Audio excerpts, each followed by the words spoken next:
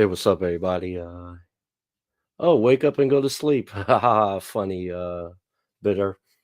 I got this little video I want to show from the health ranger. I thought it was very interesting. I want to share. Give me one moment.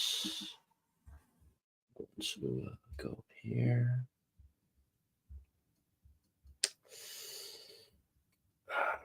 Okay. Boom.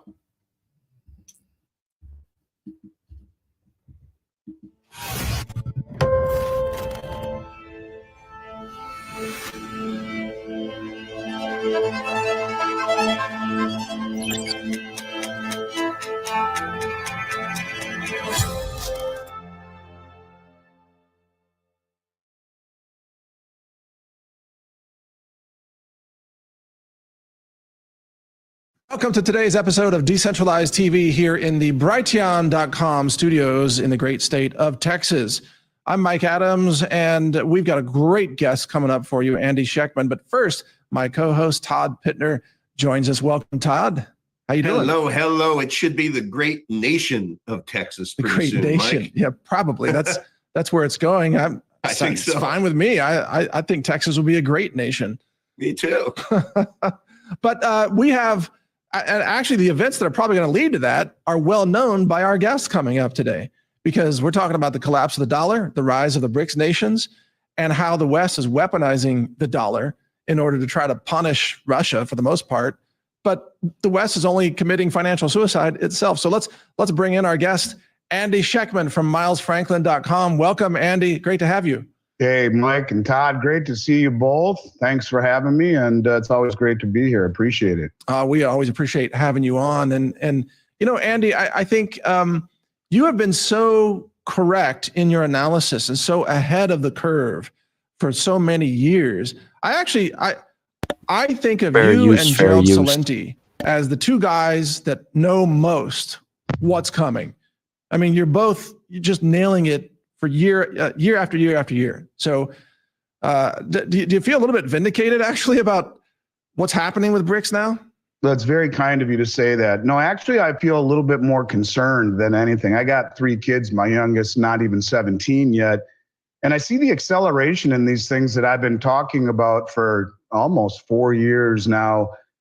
And it's concerning. And it's concerning because, you know, the people who watch Brighteon TV, listen to you guys, and maybe some of the people that have followed me have at least an understanding of what is coming. But the thing is, our media doesn't even do a poor job. They do no job of telling people what is coming. And so people who are even considered well-read arguably are just reading the wrong stuff. And I see this acceleration. And yeah, I guess you could say it feels good to have been right. But on the other hand, it's almost concerning as I see, you know, the byproduct of that and what that really means to me is a bit troubling. Yeah, absolutely. And the latest, and then I know, Todd, you've got questions, but the latest sanction against Russia was announced by Janet Yellen, and the Biden administration is saying, well, we won't allow you to ship us any aluminum or copper or nickel, right? And it's like, that's a suicide pact for the West. What, like, we need Russian aluminum. Well, it gets a lot better than that, Mike. I mean, first of all, how many people know that the Chinese own the LME, the London Metals Exchange? They bought it. Yeah. And the LME sells those base metals. Now, they have to be adherent to the LME rules, but now they're talking about stockpiling these metals in China, warehousing them on the contracts that are being sold on the London Metals Exchange, which is different than the LBMA, which sells the precious metals. But when you talk about sanctions and our brain dead Treasury Secretary, you know, let's focus on 3 things. That's a big one.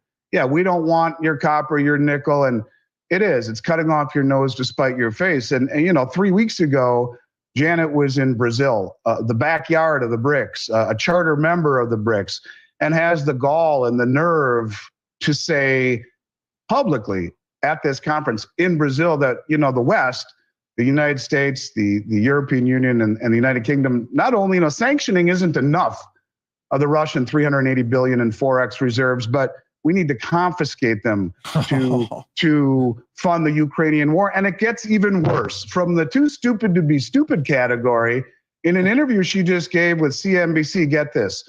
The United States is prepared to sanction Chinese banks and companies as well as Beijing's leadership if they aid Russian military in its invasion of the Ukraine, U.S. Treasury Secretary Janet Yellen said on Monday. So it's okay for us to fund the Ukraine, our ally supposedly, and I would argue China and Russia are better allies than we are with the Ukraine. And take all of this stuff that's happened in the last year or two with the Ukraine out of the equation, and I think they're more aligned in a common cause. But she says, anything that involves aiding Russia's military in their brutal war against Ukraine is unacceptable to us. This is the funny part. She says, China is entitled to have a relationship with Russia. Well, thank you, Janet. That's great. She said, noting that much of the trade between the two countries is seen by the U.S. as non-problematic, but the provision of military aid from Beijing to Moscow could trigger sanctions. So you have, a sanction-happy administration that is just cutting off their nose to spite their face in every turn. And you wonder why China is down to just over $700 billion in treasuries from $3 trillion. They're all selling treasuries and buying gold, replacing it. Yep. Because why the hell would anyone want to buy anything of duration from a country that not only is going to choose inflation over austerity, not only is bankrupt and insolvent, but can go around in a massively hypocritical way where it's okay for us to do this, but not for you. And if you do that, we're going to sanction you. Why would anyone want to hold our treasuries? It's the height of absurdity. Well, it certainly is. Todd, you want to jump in? Andy, what is price? What's the price of gold today per ounce? Well, it depends where you're asking. In the United States, in the West, price of gold right now is right around 23.80, but it's about 50, 60 bucks higher. In fact, let me tell you exactly what it is in Shanghai. And this is another interesting thing in that, in Shanghai, the price of silver right now, which is even a better measurement, if you will, is $3 higher than it is in the West. It's over 31 bucks an ounce. And the price of gold yesterday was 2,400 and that's not right. Here it is, $2,437.53. That was the closing price on April 16th. Gold's up today, so it's going to be closer to 2,500.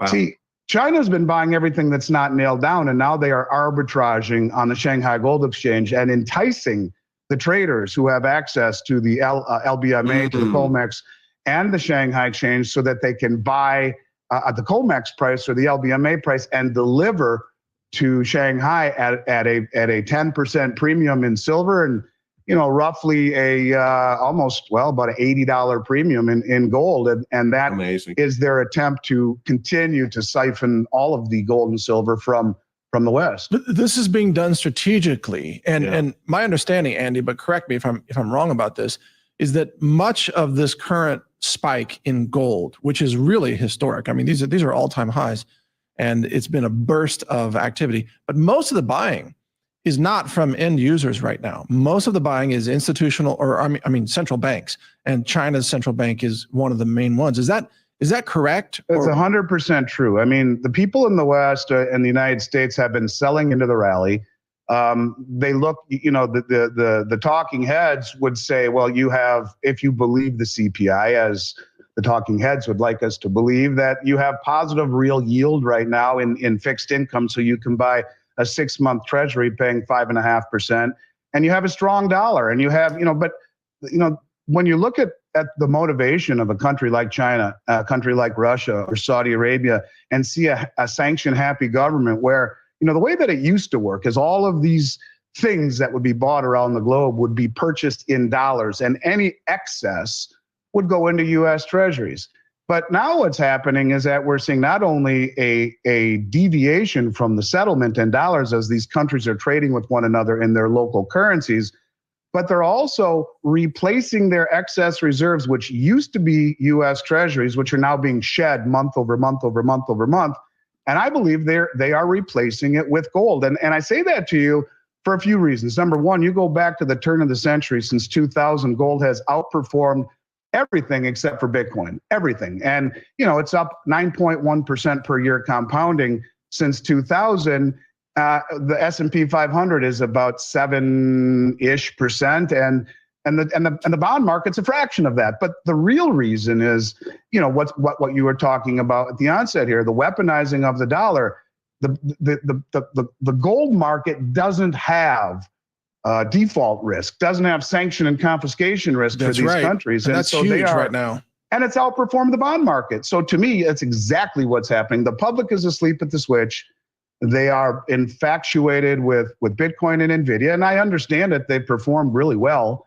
And they're ignoring the fact that gold's at all-time highs. And it has not only doing it without the public participation, as you mentioned, but doing it in the face of things that are supposed to neuter gold's rise, and that namely being, positive real rates and a strong dollar. Yet here we are again today with it up today, at least in the United States, up $20. So it continues to defy gravity when the economists would tell us that, well, it should be falling because of this environment. And no, it's really not. Andy, can you share with me the psychology of the normal consumer out there? Your founder, CEO, milesfranklin.com. A, is business good? And B, as it starts to shoot up, do people tend to say, man, I missed the boat? Or are they getting on it saying a rising tide lifts all ships? Well, I think, it's interesting.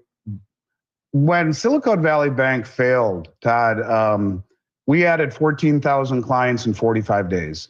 Wow. And it was the mainstream terrified by the prospects of more bank failures. The mainstream, most of the mainstream has no idea what a bail-in is, and that a bail-in was written into law in the Dodd-Frank Act. And if they only knew this, and they really took a step back to reflect on the over-levered and undercapitalized banks right now that are on razor's edge. The thing of it is when Silicon and Signature were illegally bailed out, and I say illegally because the Dodd-Frank Act made bailouts illegal, but Janet again and the FOMC, which is the Federal Reserve, and the FDIC, and supposedly the president, if he actually remembers the conversation, said it was too systemic, that they had to do this in order to save the system. But, future banks that would run into trouble would not be bailed out, in fact, would be bailed in. Now, the other banks that have failed have been gobbled up by JP Morgan or other regional banks. But if a bank fails in this environment,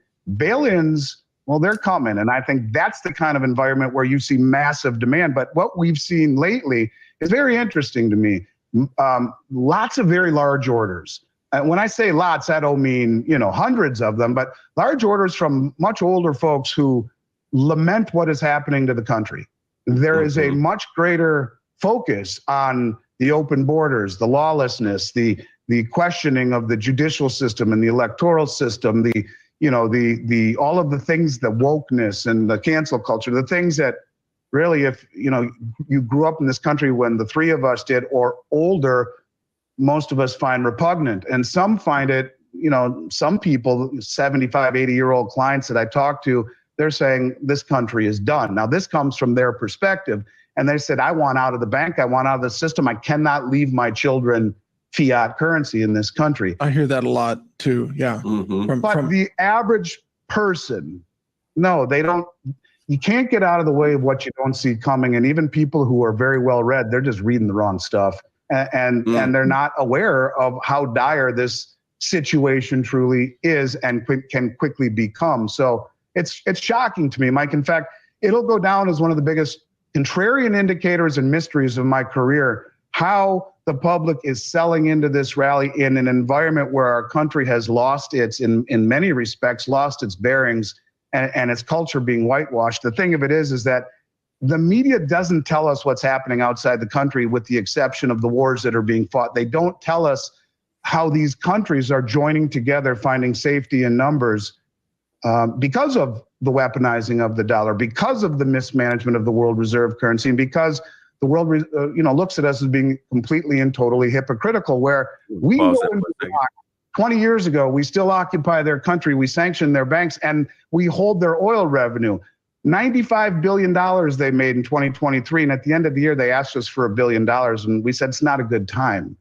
So they've kicked coalition forces out, or are in the process of doing it. They've made trading in dollars illegal. They have formally applied to the BRICS. And as of January of this year, 6 months ago, almost 5 months ago, there are no green dollars in the country anymore. So these countries view us as hypocritical. We can do these things. You know, we went there looking for weapons. Sorry, we didn't find them. Sorry, we destroyed your country. Sorry, we're still occupying you 20 years later. But we can do this because we're the United States.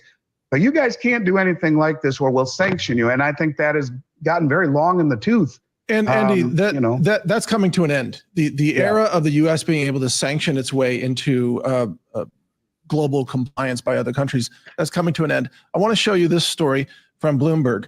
IMF steps up its warning to U.S. overspending and ballooning debt. This is really monumental that the IMF would warn essentially that the U.S. debt and U.S. spending is unsustainable. And even though they don't use the term collapse, what they're saying is it's headed for collapse. And yet inside the U.S. government, both Republicans and Democrats alike, bitter. You hear all this they shit? want to do is print more money, give it to Ukraine, print more money, give it to Israel, fund more bombs to be dropped on Gaza, or fund more missiles or artillery to be launched at Russia. It's like this, the burnout. I feel like we're in the burnout stage of the U.S. empire, where all they can do is print money and bomb everybody and steal money from Russia, because Russia still produces things. I mean, doesn't it feel like that to you? Doesn't it look like that's what's happening? It completely and totally does. Look, that is what's happening. And, you know, we're broke, we're insolvent, and we're like in the terminal stages of decline. And that's exactly what's happening. And, you know, you look at the fact that we're adding $1 trillion to the debt burden every 90 days. It took over 200 years to do it the first time. We're adding $100 billion every 4 months.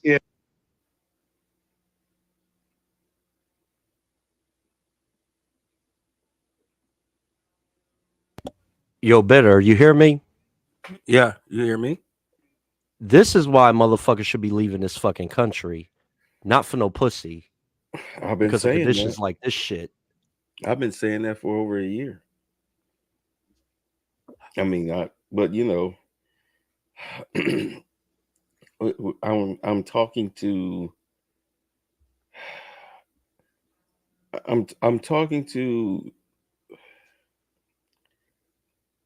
people who don't worry about stuff like this. That's the nicest way I can say it. I've been talking to people who aren't worried about stuff like this. They're more so in it for the entertainment factor. You know, like if I was to ask them, hey, take a picture of you don't have to take a picture of your actual passport, you know, as far as like the opening parts of it or anything. Just take a picture of you holding up your passport. Is this you? You got a chart or something you Mm-hmm. added? Yeah. All right. Let me put this on at the stage. Now, what is this right here? This is the price of gold. This is who I have shares with, Spider Gold on Robinhood. I haven't switched over. I just put money into this account. It won't be available until Monday. All right. So yeah, I'm on my Instagram. So apparently, let's see. I bought my shares of gold of this stock on March 14th, 2023. All right. So let's see here. Let's go 1 year. March 13th, right? Is that what I said? Yeah, March 14th, excuse me. Oh, hold on. Let's go 3 year. Okay, there we go. Do you have it on? Let's see. All right, you have it on screen. All right. So March 13th, or March 14th, excuse me, 2023. Okay, let's go here. 13. Can I? Any rate, it's on my Instagram. When I bought it, it was $177.10 a share when I bought it. All right. Now it is $2.14 a share. $2.14 a share. When I sit here and I tell brothers, because when I do the money shows, you know, I used to do them. I started off doing them, but then I stopped. And occasionally, as you can see, like I just did one earlier this month where we were talking about Halliburton and everything. Mm-hmm. Look at what it's at. Look at what this stock is worth now. Look at what it's worth now. I'm making a profit off of this. They're talking about these countries, they're buying gold left and right. Now they're talking about what? What did they say China was hoarding? Aluminum? Aluminum. Yeah. Aluminum. Because they tried to they want to Janet Yellen wanted to sanction them over that.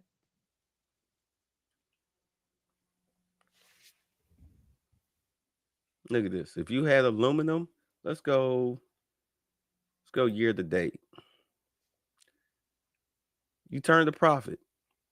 If you bought aluminum right around here, February 26th of this year, you turned a profit. How much was it at this time? It was going for $28 a share. Now it's at $33 a share.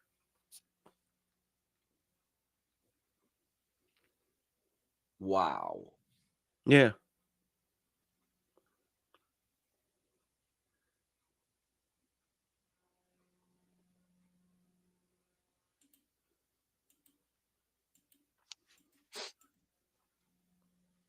Remember you were talking about Halliburton, right? Mm-hmm. 6 months. It's had a little dip. It's had a dip. It's had a dip. I don't know if y'all can see that. But if you got in on January 18th of this year, you turned a profit. Even though it's dipping a little bit, You still got a you profit. right, you still got a profit. Let's see here. What was the other one? GE. Because these are the stocks I'm buying. Look at this. 6 months. This is 6 months. Let's go a year. GE stock is going for $162.50 a share. So if you would have got in a January 3rd, anytime in January, look at this. Started off at $99 a share. What is it now? 162. That's profit. It's not too late. It's not too late.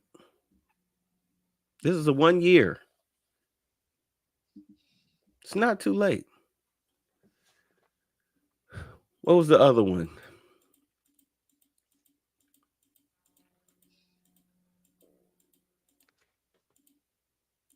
Well, a lot of these are things that I was just looking at.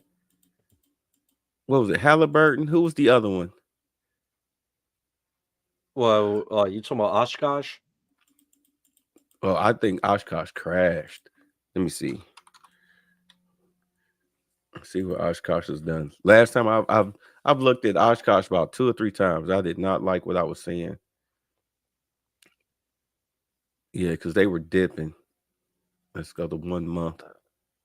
Yeah, I didn't like what I was seeing right here. You see, after April 25th, they just started dropping like dramatically. It's the 26th. They went from a high of 124 to now 117. Halliburton. We looked at Halliburton, right? Yeah. No, we didn't. $38.73. Like they've been up and down, up and down. What do you say Halliburton makes? Everything war related, from food services to building structures for the military. All the stuff they don't want to pay the military for. So after April 12th, they've been crashing. April 12th, they were going at $41.22 a share. That's what they Wow. opened. And now they are sitting at 38. And this is not pretty. The past 2 weeks has not been pretty for them. And this is ever since Israel and Iran been trading blows. You see that? Ever since Yeah. they've been trading blows. That's not pretty. Let's see, who was the other one? Somebody, their share was like $400 a share. Oh, here we go. Lockheed Martin.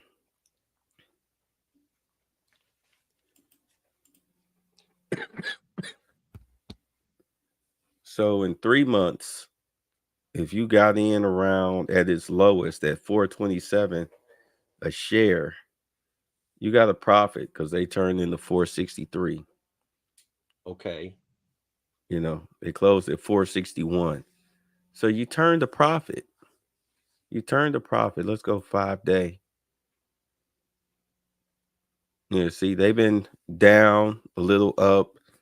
Now they kind of flatline at about what, 462, 460. Yeah, they've been up and down since, well, they've been on a steady pattern of dead space since April 26th. So you don't know what they're gonna do. You don't know what they're gonna do. You do a 1 month look.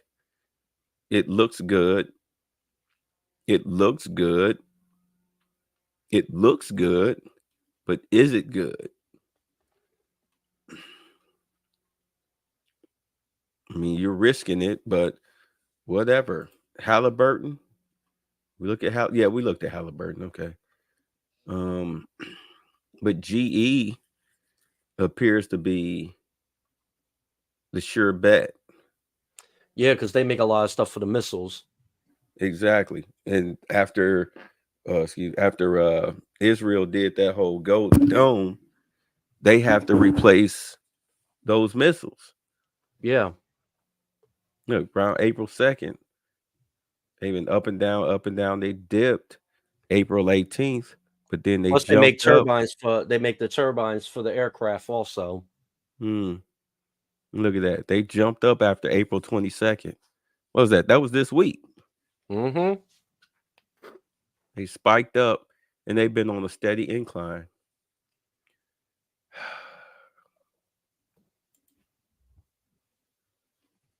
I know I can't get it.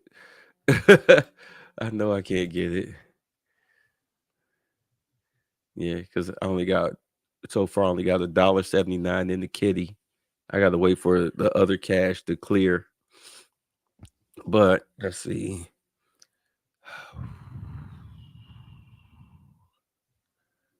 Damn it. No, I can't pick a day when to get it. I have to wait. I have to wait until that money clear and then I can get it. Because I'll definitely get a couple of shares of GE. But yeah, gold is, aluminum is spiked. Let's take another look at that. Oops, spelled it wrong. You got a couple of aluminum. All right, hold on. Let's see. All right.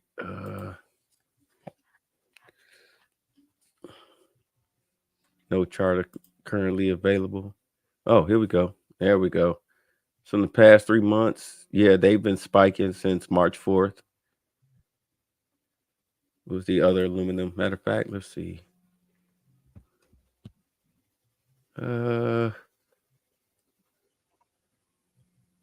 Damn it. I'm sorry. I mean, my whole point in showing this, there we go, add the watch list. Thank you. My whole point in even showing y'all this is because, I mean, you can't sit up here and be bitching about money and inflation and everything, and then you're doing absolutely nothing to help yourself. I mean, look, at this stuff is only going, look, $94 a share. They've made what, plus $6.43. They're up, 7.27%.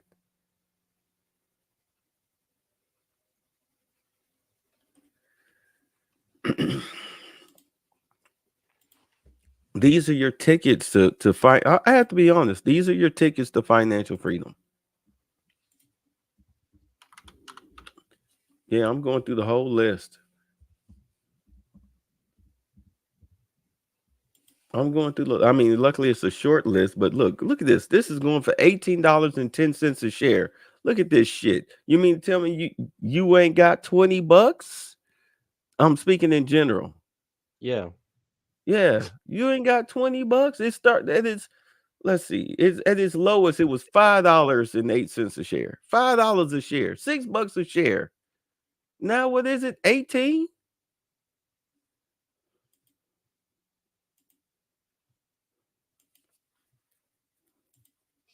$20. $20. $20. I'm sounding like Umar. Oh yeah. You gotta say it 3 times. Look, this is $4. $4. $5. $4. $4 a share. And in 6 months, look at this.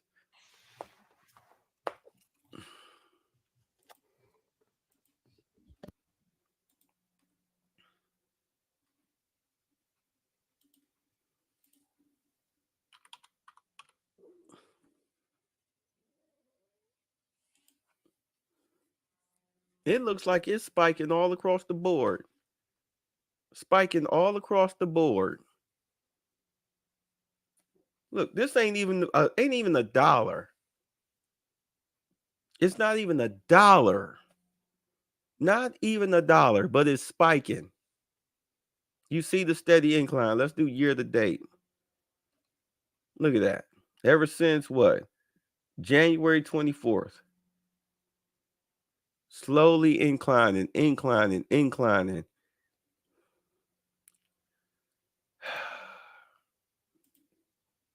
Not even a dollar.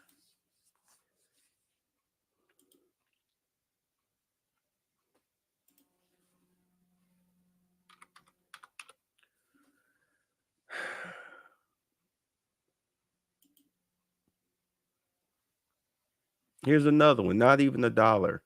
Year to date. Just been spiking since January 9th. Just spiking. Not even a dollar.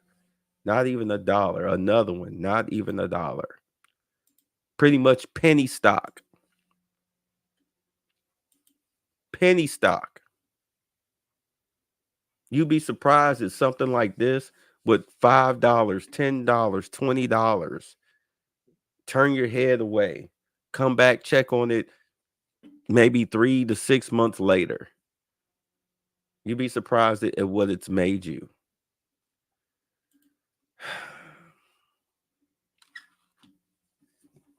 You sitting up here worried about, I'm speaking in general. You're sitting up here worried about the wrong things when the right things, this stuff right here, this is grown man ideology right here. This is grown man thinking, grown man talk. What some little raggedy chick doing saying on the internet has nothing to do with you directly, because you'll never meet her. You're not trying to date her or her type. In today's economy, you worried about getting your dick wet is low level thinking. That's pookie thinking. That's pookie thinking. I mean, don't get me wrong. Ain't nothing wrong with getting laid. But if that's all you worried about, you are losing. This is how you win. This is how you win. You wonder why there are so many secret millionaires? It ain't just crypto. It's not just crypto. It's stocks. I hate it. I hated that when I was working for a hotel and I wanted to have an investment club because one of the guys that we worked with, his father was a stockbroker and the guy was rich. You know, he was wealthy from being a stockbroker, playing the stocks. And I said, hey, let's start an investment club. And the white guy with the rich father looked at me surprised, and the two black dudes looked at me like, man, what the fuck is you talking about? Excuse me, I don't mean to cuss or anything. They looked at me All like, what right. the hell is what is you talking about? Just Like, man, after you sound hours. huh? Oh, Just okay. after hours. Right, but still, I need to be respectful. So, no, but they were looking at me like, what was I talking about? They were looking at me like I was crazy.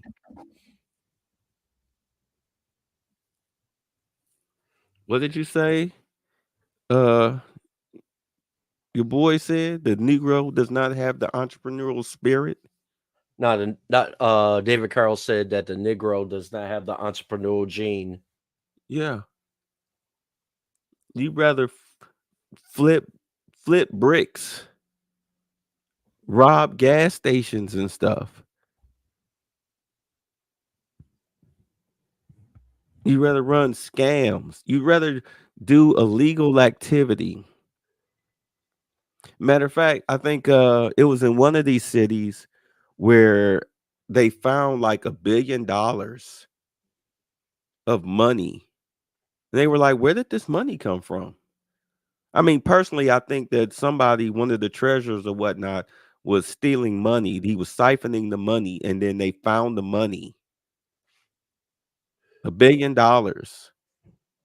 Nobody could tell where the money came from. But I think I think the city treasurer or somebody, they invested the money, uh took the profit from that. They invested it, got a profit, got a couple of $1 million or something like that off of the investment, and then pulled the $1 billion out and put it back and used the millions of dollars that they made in profit and put it in the city coffers to help out the city. Damn. Yeah. Hold on. Let me go. Let's play some more of this video. Go Fair ahead. use, fair use. This is from the Health Ranger. If you don't know about him, I'm gonna put it in the description. He has a lot of good material.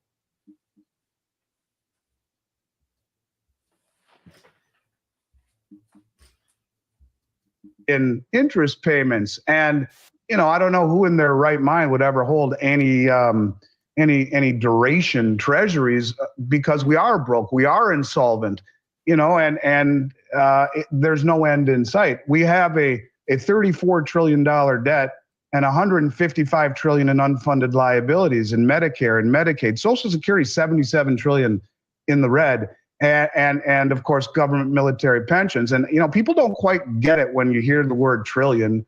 It's a trillion seconds ago was 31,688 years ago.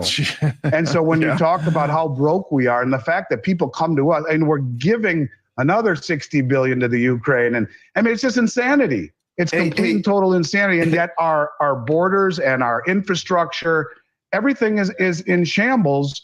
And it's an afterthought, and we continue to fund these wars, which is an interesting side note, by the way. I gave a speech in Vancouver 2 years ago, and I said that there's 500 ounces of silver in the Tomahawk cruise missile. This guy comes up to me, and he says, I work for the Department of Defense. He says, I developed the Patriot missile. I know there's silver in it, but I don't know how much. I'll get back to you. Never heard from him. I go to the conference this year. It's Jay Martin's conference, the Vancouver Resource Investment Conference. It's a really good one. And he was there, and he hands me this cup. And it shows me this is my cup is what I developed the Patriot missile, and he showed me all sorts of pictures. He said, used to be shot out of a submarine, and he showed me how they had it on a platform just beneath the water in California, and how it was a challenge to launch it vertically, and because of the guidance system, blah blah blah. He says, but you know what? I'll be damned. You are right. There's between 14 and 15 kilograms of silver in every Tomahawk cruise missile. And now, wow. If you think about this, the military industrial complex is involved in funding all of these wars all over the place and providing munitions. And the Silver Institute, who just released their numbers saying 185 million ounce deficit, for the second year in a row, has no breakdown at all, that don't even talk about military at all.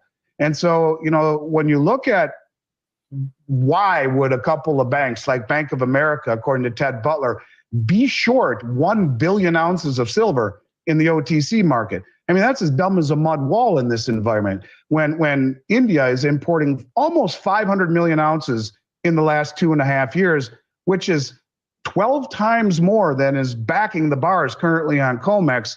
When China has told their citizens to start buying silver, this is new news, that hey, buy silver. It's the Achilles heel of the West. And instead of buying gold, now they're massively buying silver. And you can see that $3 premium on the Shanghai Exchange enticing people to do it.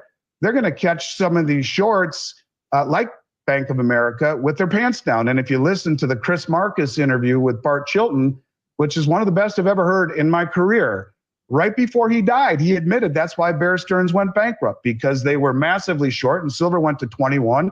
And JP Morgan took it over. And the interesting part about that interview, if you listen to it, and I recommend everyone Google it, Bart Chilton, Chris Marcus, Arcadia Economics, and it's the most influential interview I've ever heard. He says all of these conspiratorial things. He admits it. Bart Chilton was the head of the CFTC, the Commodity Future Trading Commission. And he says Jamie Dimon came into the office of him. He was there with Bernanke and what was his name? The Treasury Secretary. It'll come to me in a moment. But he said, listen, I'll take over the position, but with our positions, Hank Paulson, I'll take over the position, but we'll be in violation of position limits. And they said, okay, you have a period of time to get it under control. And at the end of that period of time, Bart Chilton says, not only did they not decrease those positions, they added to them. And he went into his superiors and said that JP Morgan needs to be prosecuted. They have violated our agreement. They're in violation of antitrust law. And here's the kicker: when we put this in perspective, is this the interview, Andy? Bart Chilton and Chris Marcus? Yep, that's it. Okay, and, so this is on Arcadia. Everyone needs to listen to that interview. And he says he was told to back down because it was a political decision. So when you talk about these massive short positions in silver, the largest concentrated short position on any commodity traded on the COMEX, why?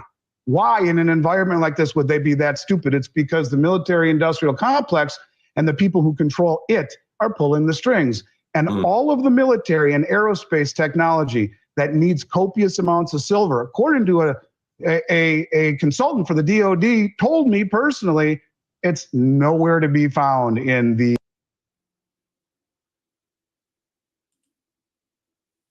Are you seeing my window here? Are you seeing this? This is Amplify Silver. They were doing nothing until February 28th. Now look at them. Their stock was set, $8 a share. Went up to 11. They're just growing, exponentially growing. Let me see. I can go back. This is Silvercrest Metals at their lowest, $5.12. Here it is a year late. Look, now it's $8.53. It's steady growing.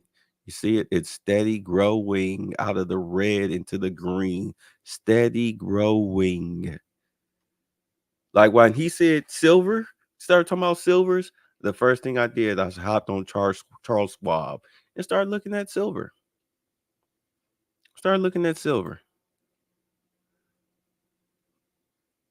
Who is this? This is Global X Silver at their lowest, they were selling at $22 a share. Now they're $31 a share. You see how that just exploded almost overnight? Just exploded.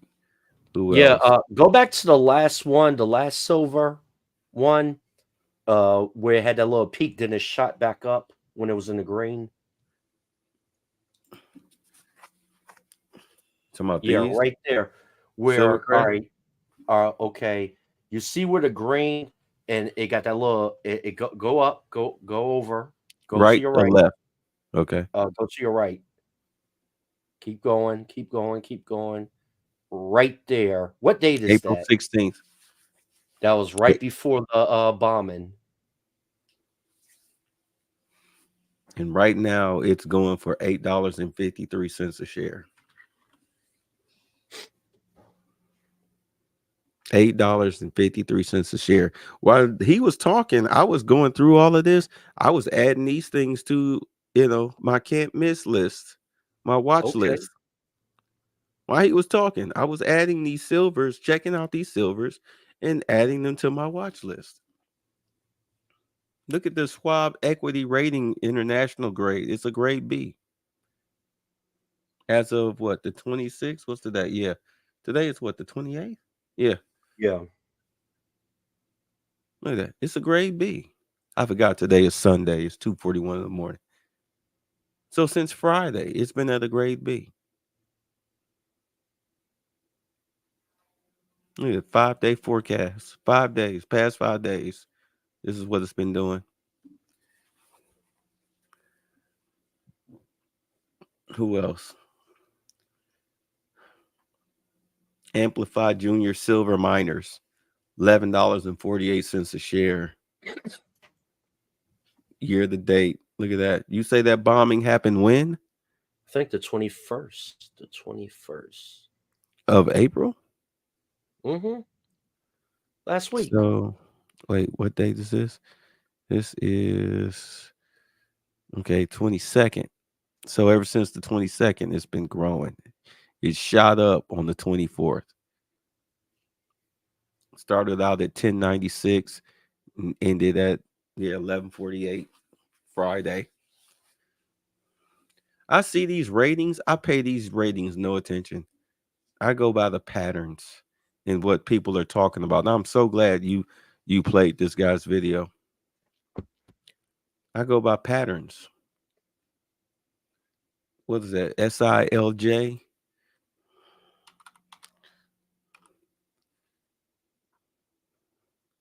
That's them right here. Okay. So let's look at Silver Elephant Mining. Year to date. Boom. They crashed April 25th, but then they shot up right after April That's 25th. when the US approved that $100 billion military aid to Ukraine and Israel. They opened at 14 cents a share. Now they're at 28 cents a share. They don't even have a grade, but it doesn't matter. If you buy a ton and they go up a few cents, you'll make money. It's like a penny stock. Exactly. It's penny stock. $5. You spend $5 on what? Pack of Black and Milds? Yeah. Oh, wait. Because look, they're oil, gas, and consumable fuels.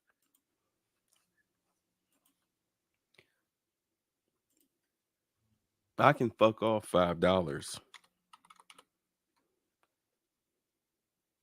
Who were that? They were Silver Elephant. Yeah. All right. Let's see what Silver Scott Mines is talking about. Oh wow, they're not even. They're barely 2 cents a share. Yeah, I wouldn't mess with them too. Nah, I'm not messing with y'all. Y'all don't know what the hell y'all doing. I'm That about to was put I'm about to put this video back on. all right. Go ahead. Fair use, fair use. Just the health ranger, his interview. Wow, look, you see this? What? Wait, hold up. Since February 28th, They were $20.50 a share, and now they're at $24.89 a share. Mm. I'm sorry. Go ahead. If you want to, All go right. ahead. I'm All just right. going through Yeah. these things. In the data from the Silver Institute. So, Wow. things are nuts, and we are a country that's lost its bearing, that would rather wage war to make profit for a handful of very, very wealthy bankers and the military industrial complex, and the hell with everything else, the hell with this country. But these countries are looking, I believe they have remonetized gold and oil as a alternative to the dollar and to the treasury market, and it will only get worse. And the common currency that they are building, I'm going to read something to you in a moment. It'll blow your mind. But the common currency that they are building, yes, it will have impact. But if you look at what they've done so far, all of these countries are trading in their local currencies instead of dollars. And instead of putting the excess into bonds, they're putting it into gold. And the trading in local currencies chips away at the settlement status of the dollar. And of course, the buying of bonds or selling of bonds and buying gold starts to chip away massively at the reserve status. So yes, there will be a common currency. Not yet, but when there's time, I want to read to you something from a finance minister in Russia that everything that I've been saying, he's saying, but he says something else that you really got to hear. If you'll indulge me. We'll get to that. Just 1 second. Yes. Todd's got a burning question for you first. Yeah. You had referenced something that I think it's so brilliant and beautiful, but it probably went over everyone's heads. So I want to rewind a little bit. You put $1 trillion in perspective in number of years. Could you revisit that? 1 trillion seconds ago was 31,688 years ago. The numbers are too big to ever be paid back. Okay, say that one more time. I'm going to ask you one more time. I want everyone to listen to this. Think about 31,688 years ago is 1 trillion seconds. That's right. That boggles my mind. And the U.S. is spending $1 trillion every 90 days. Yeah. Bingo. Okay. Yep. So right. everybody. So, two things I want to read to you, because everyone always says that, we're playing checkers and they're playing chess. They think in terms of decades. We think in terms of days and weeks. And it's true. I want to read you two things. The first was a statement made by the chairman of the Shanghai Gold Exchange on May 15th, 2014, where he says, Shanghai Gold will change the current gold market with its consumed in the East, but priced in the West arrangement. When China has the right to speak in the international gold market, the true price of gold will be revealed. Now keep that in mind. Yes. Keep that in mind as I talk about this. Now, for 3 years, largely because of Sergei Glaziev, the main Russian finance minister, he's told the world that we are going to have a common BRICS currency, and it will be a basket of local currencies and a basket of commodities, largely gold, which the BIS reclassified as the only other tier 1 reserve asset. And this is probably why the central banks are buying it hand over fist and have been for over 4 years. But here's where it gets interesting. Another Kremlin advisor named Yuri Ushakov gave an interview just recently, and it was I saw it in the Russian news agency TASS. But in it, he says a few things he's talking about the new BRICS currency that they are working on, and they tasked all the finance ministers at the end of the meeting in August in Johannesburg to go back to the drawing board and come to us and present your findings in October in Russia. And he said, here's the deal. The idea of the currency is that there are two baskets. One basket is national currencies of all countries involved. Now, we knew that. The second basket are commodities.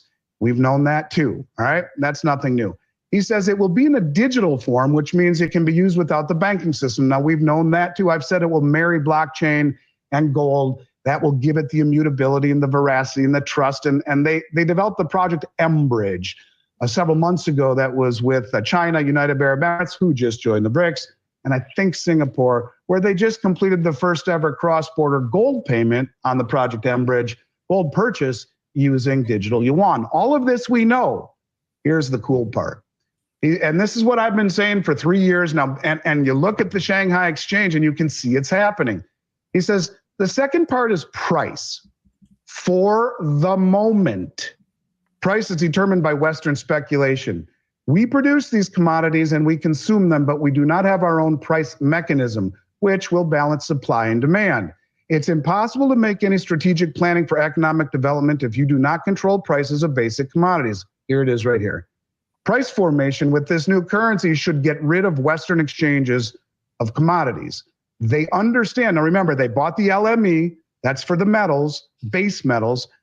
They're gobbling up and taking delivery of all the precious metals. And they just developed the BRICS grain exchange, where they go on to say global prices are determined primarily on the Chicago Commodity Exchange. Moscow and the BRICS seeks to move away from trading grain for the US dollars in favor of the national currencies of BRICS member states. What did China just do? They just canceled massive grain contracts with Australia and the United States and bought it from Russia. They're going to pay for it in yuan, which is what? Immediately convertible into gold on the Shanghai Gold Exchange, which is what? The only other tier 1 reserve asset, which is probably going to be what? Backing a new system. And so you can see this Andy, all starting to happen. Yes, you know, it's rolling together. Importantly, just to translate what you said to our audience, this ends the JP Morgan manipulation of gold and silver. That's what this does. And when you end that, I mean, that's the only thing protecting the dollar, is manipulating the exchange rate between the dollar and precious metals, right?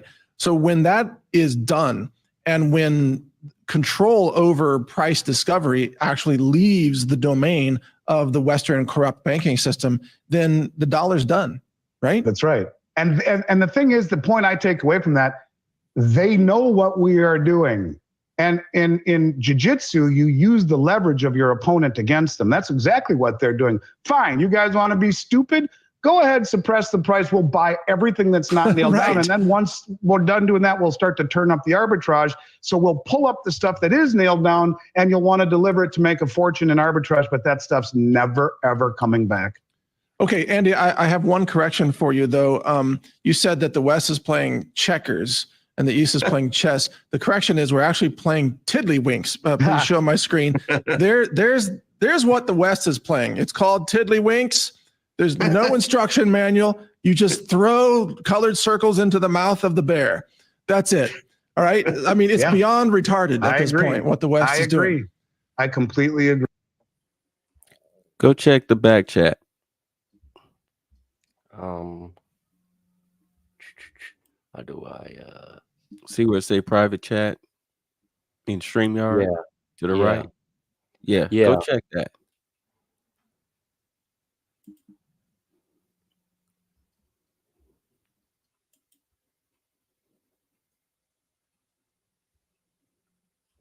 Wow. Wow. Yeah. Yeah. Yeah, because I went on, because I still got my Charles Schwab open. Can't find BRICS on it. Yeah, because remember, we got a sanction on with Russia and everything. So, and the thing is, like you said, they got their currency, and then they got their resources, and they're utilizing the blockchain also with the crypto. Type in live coin watch bidder on your thing. All right. Can you pull that chart up? Yeah, go to my screen though. Take a look at this. Yeah. Boom.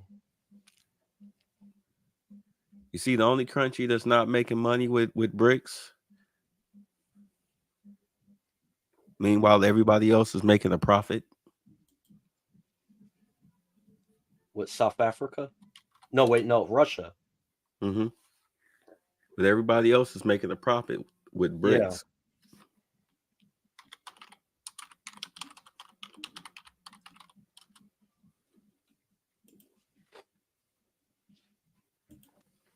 All right, so here we are. We're at Live Coin Watch. And what am I looking for? BRICS? No, Bitcoin, because Bitcoin is backed by gold. How much is Bitcoin right now? $64,000 a coin. Ethereum, I think. But look at the percentage here. It's XRP and Ethereum. This is over here, though. This is what you're looking for. Over to your right.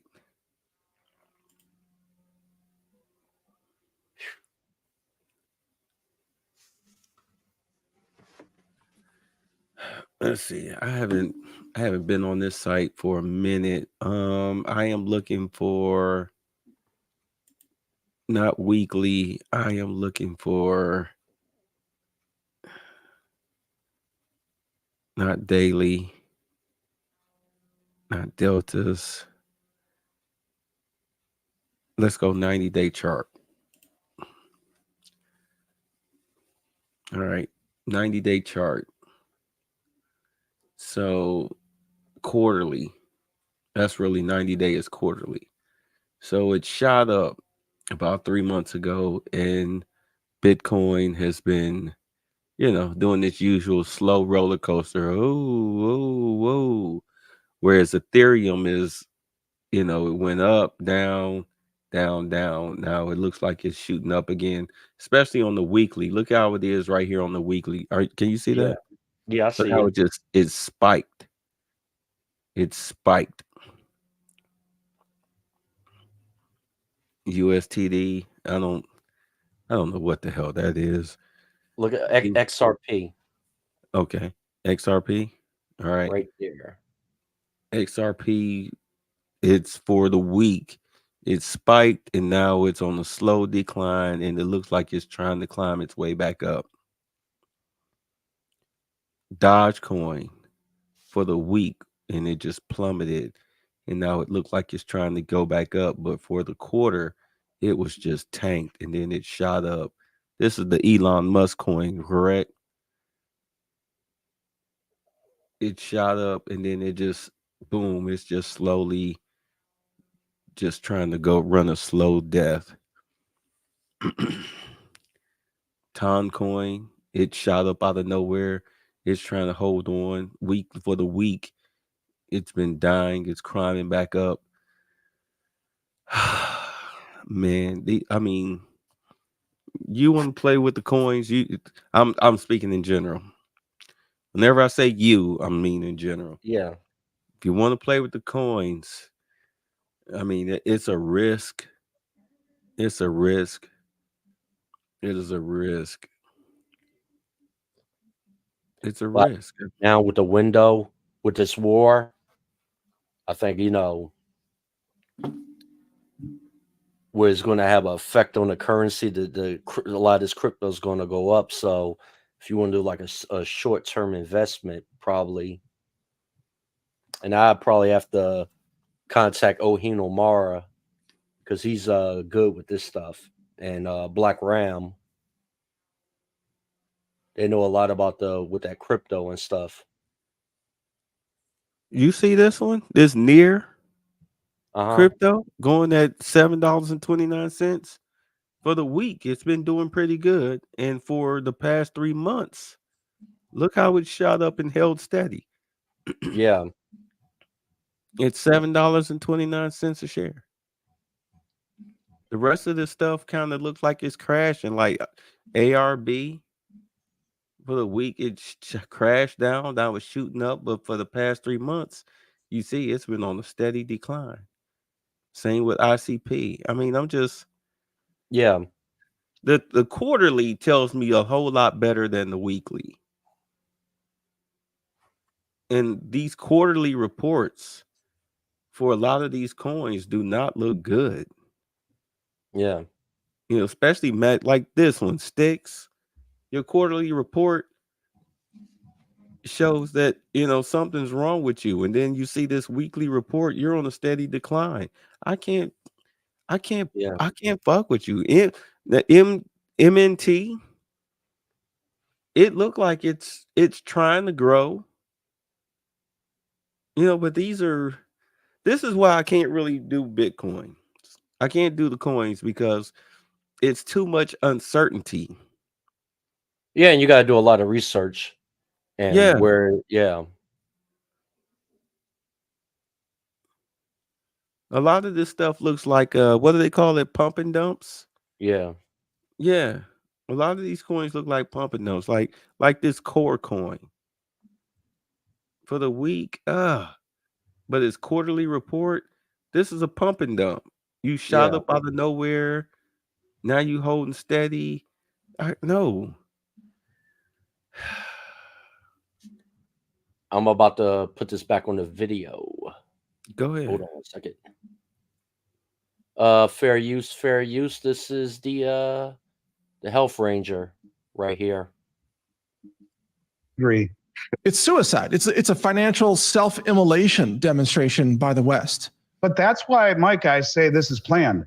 I mean, I say it's planned because, you weaponize the dollar, you threaten confiscation in a BRICS country of Russia, you threaten China, you're already sanctioning Iran, you sign an executive order to go green when the linchpin of the dollar hegemony is protecting Saudi Arabia and by extension the OPEC pricing of oil in dollars. You destabilize the bond market by jacking up rates because part of the petrodollar is putting the excess in bonds. Now, over the last year, they've been eviscerated. And then you destabilize the United States because if it, all of the things that I've said to you, that's what I've said to you before. But then you add into it into the soup what's happening in this country where, kids wanted to wear Levi's jeans and listen to rock and roll music of the West.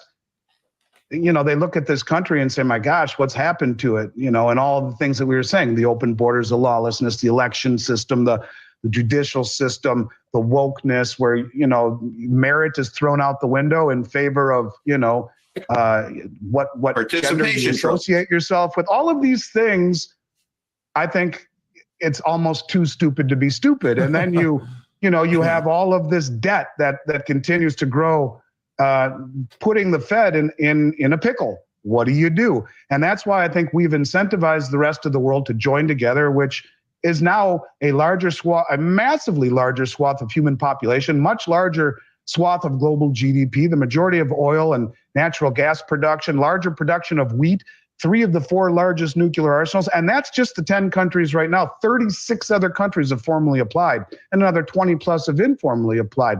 Critical mass is happening. And then you look at the belt. I'm sorry, go ahead. I was just going to say, you just gave an amazing history lesson there in the last few minutes. And to me, as I'm listening to you, I'm like, damn, we've been conquered from within like a long time ago, right? Who is the they that did this? Do you have your finger on that pulse? I mean, I guess you could argue it's the World Bank and, Klaus Schwab. I mean, I don't know. I mean, you have to, what they are, look, Richard Russell was my mentor, and I don't know really who the they is. I'd be honest. I'm lying if I said I do. I have ideas, but Richard Russell was my mentor, and he always said 20 years ago that the Fed had crossed the Rubicon of ever getting out, that they had 2 options, to inflate or to die.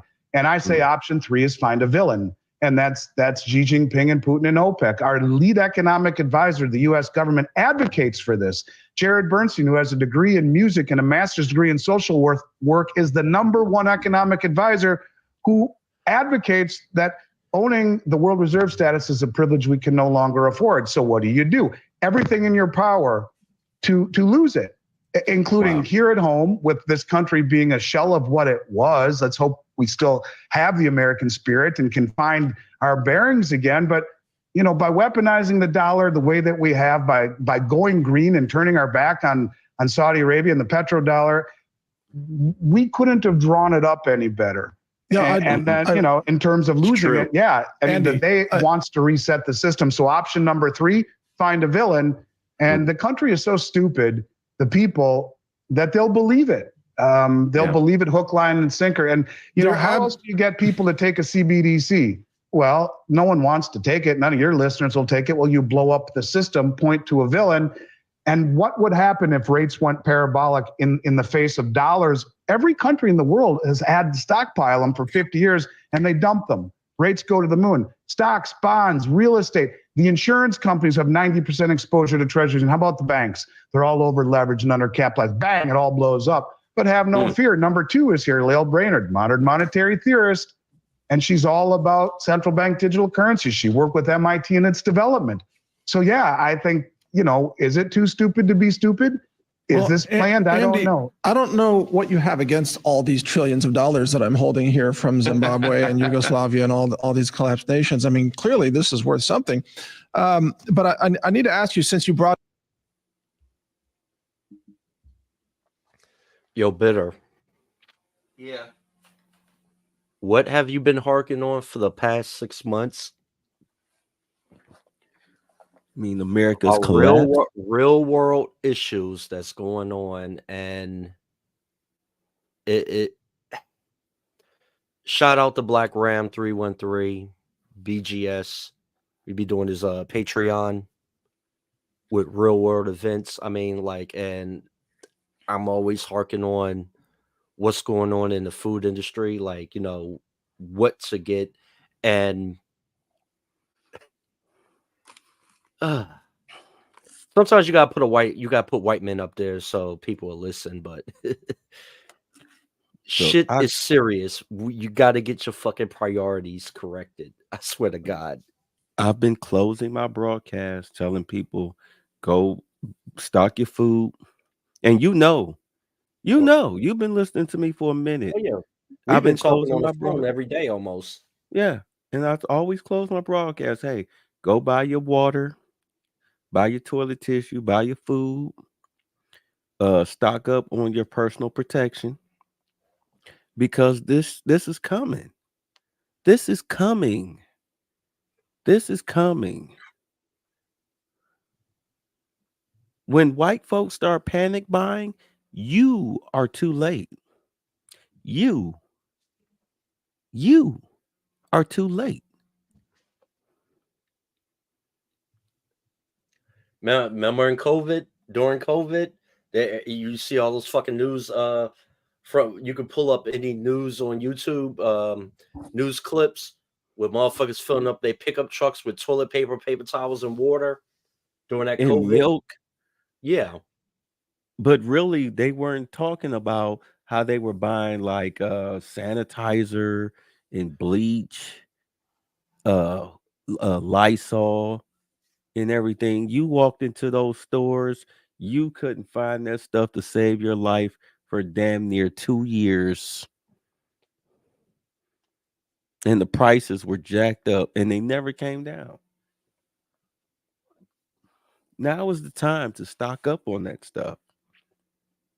Every Friday, I go out and I buy at least 12 cans, or I'll buy a 40 pack of water, or I'll get a 20, 30 pack of toilet tissue.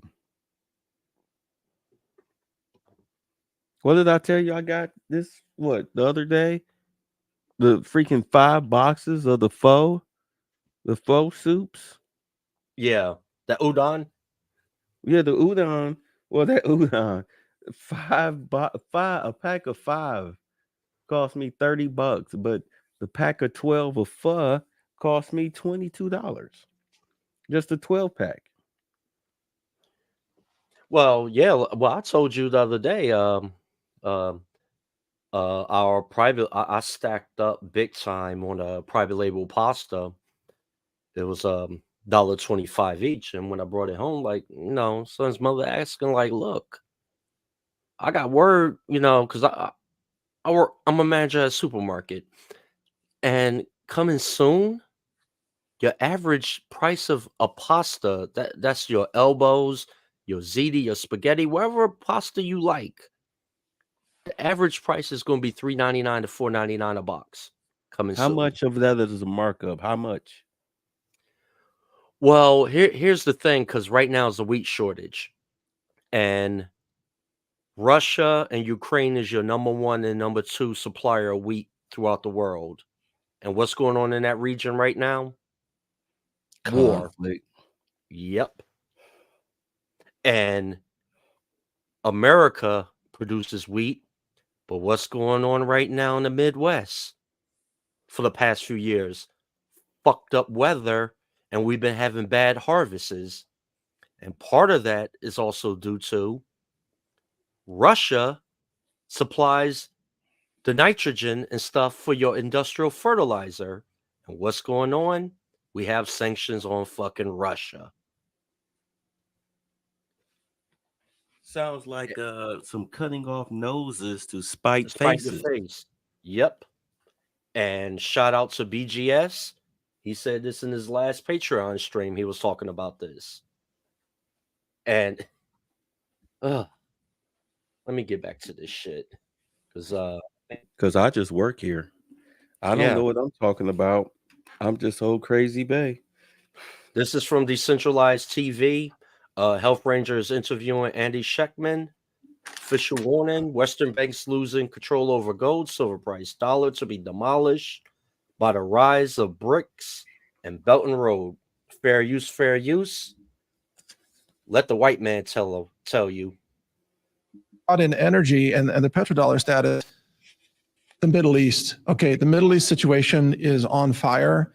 We are in a rapid escalation cycle that could go insanely bad. Israel could launch a nuke at Iran. Russia could retaliate by nuking the US Navy. I mean, this is getting out of control, but Iran could block the Strait of Hormuz. And please explain to us what would be the ramifications on US debt, currency, and gold if Iran, and I understand this is almost a nuclear option from Iran, but to block the Strait of Hormuz, or selectively block, to say no energy to the UK, no energy to Western countries, but China, you can have energy out of the Strait, but nobody else gets any shipments. What would be the ramifications? Well, and if you look too, I mean, if you look at Egypt, Iran, Saudi Arabia, and I think who just applied, it's Sudan, I think, and Ethiopia was put in. They have the entire Straits of Hormuz and the Red. What just happened?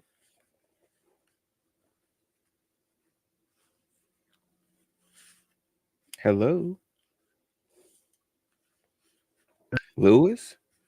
Were you just kidnapped midstream? Completely and totally controlled. And but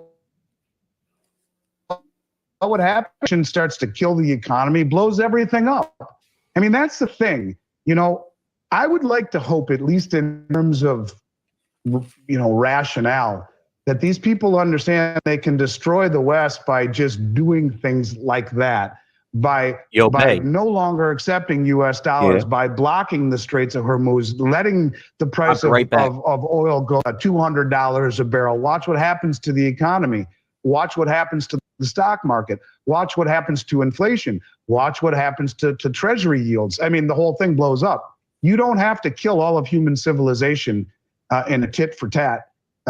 You can blow things up by doing things that way, and I think they understand that. So I think that's a much more plausible outcome, at least at first blush, I hope, than doing something much more severe militarily. And that's the problem that we've painted ourselves into. Wait, you're saying that you think Iran would close the Strait of Hormuz first before trying to escalate kinetically, because the economic warfare against the West is even more effective than kinetic warfare? Is that kind of what you're saying? That's kind of what I'm hoping. Maybe that's hopium. But look at all of the countries that are in the BRICS alongside of Iran, and you have the Straits of Hormuz controlled. If they unilaterally said, hey, we're not taking dollars for oil anymore and the Straits of Hormuz is closed, it's over in this country. It is. I mean, it's over.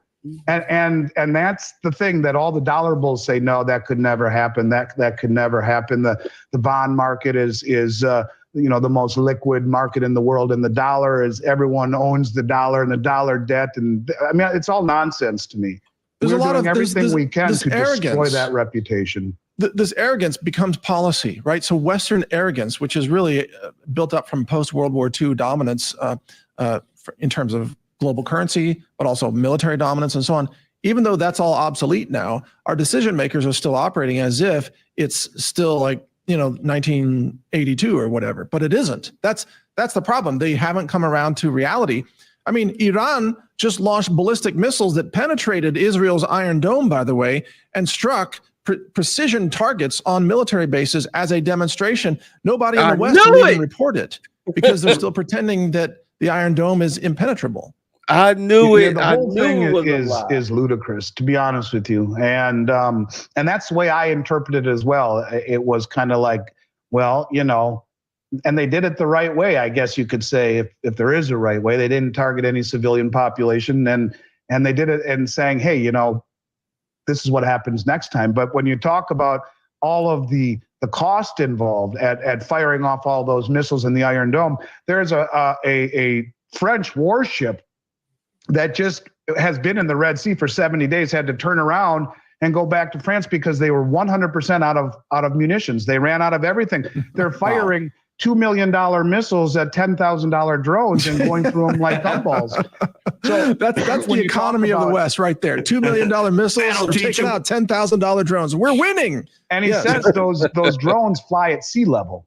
And, you know, they're very hard to see on radar. And you're firing real quick. You're firing missiles at them. And, you know, but that's, think of the military industrial complex. That's really their wet dream. Well, we'll build you some more. And that's why they're trying to keep the price of silver down. But when you talk about the cost involved, I would really hope that neither of these countries feel that their back is against the wall and needs to do something that will change the scope of human civilization forever. I really do. And, you know, I try not to be political. I think all war sucks. And the fact that we continue to see this accelerating, it's a shame. It is. And it will probably lead to something much worse. But I think indeed, a form of a blockade of the Straits of Hormuz, I think that's in the cards for sure. I mean, there's very little that they could do that would affect us worse without firing off a missile. And the fact that they're all there, all of the BRICS control that completely and totally. If Sudan joins, I think it's Sudan, I'm pretty sure it is, between Ethiopia, Egypt, Iran, Saudi Arabia, they have it all covered. They own it. And it's kind of like owning a whole section of the board on Monopoly. You ain't getting through unless you pay. And maybe we just don't want to send it to you any longer. All right. I don't know. Todd, I got a question for Todd on this, but first let me give out your website, Andy. It's milesfranklin.com. And that's where people can get gold and silver precious metals from you. And just for full disclosure, this is not a sponsored segment. We are not paid by Andy or Miles Franklin. We don't get a commission, anything like that. We always have Andy on because of his expertise. But Todd, my question to you is, you know, Andy, and you're, you know, isn't it awesome to be here and be able to participate in this interview? But what's going through your mind as someone, you own, I think, some amount of gold and silver? Are you thinking that you need to get more, or are you thinking sell now and take profits because the price is high? What's going through your mind? I've been dollar cost averaging into gold for forever. I mean, that's once my wife and I started acquiring gold. Are you back? I heard you scream. I knew it. Yeah, because he was saying how Iran, their What's up, drone Navy attack. vet? What's up, Navy vet? How you doing? My bad, babe. Go ahead. It's cool. He was saying how Iran's drone attack had penetrated the Iron Dome, or the Golden Dome, or whatever, and destroyed a bunch of military targets of Israel. Oh, and yeah. I knew it because they sent hundreds of drone attacks, hundreds of missiles. Well, About hey, 500, huh? When I did the broadcast with my first live broadcast where I was playing with all the EAMs and everything, what Iran did was they used all of their first generation drones, okay? Because what people if you're not following everything, when Russia had went into Ukraine, Iran was supplying them with they up-to-date drones, and they got them from when Iran had knocked down a US drone and they copied the technology. And Iran been supplying Russia with all their current generation drones, them in China. I digress. When Iran sent all those drones, what they did, they used up, and it was a test, it was a beta test, and it was fucking brilliant.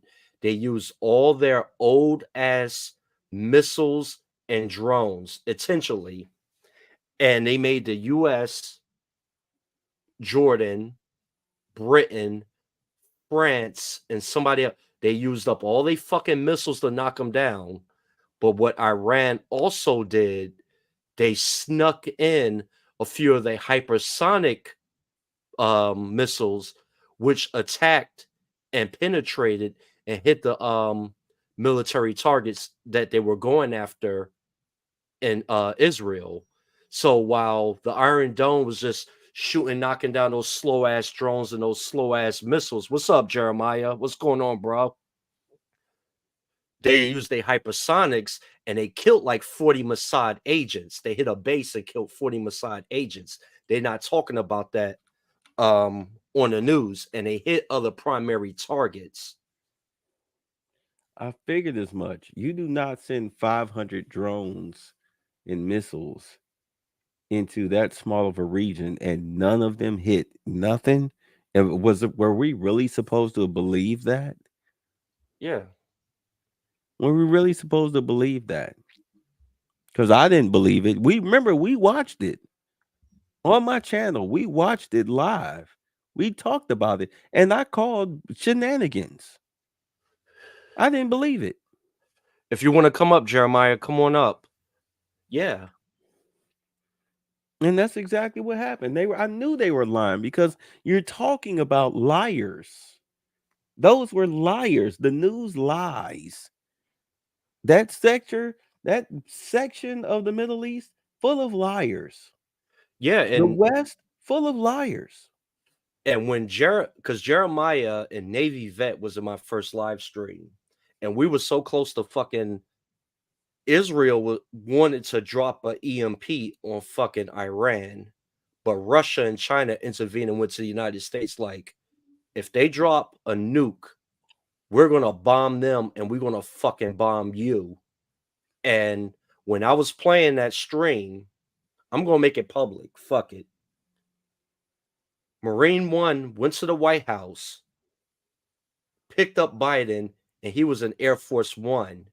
And you had all the jets and tankers went in the fucking air because they was afraid Russia was going to do something. And they had to get as many jets in the fucking air just in case if they nuke. And they had the tankers to resupply the jets with fuel. We were close to Armageddon that night. Shit was serious.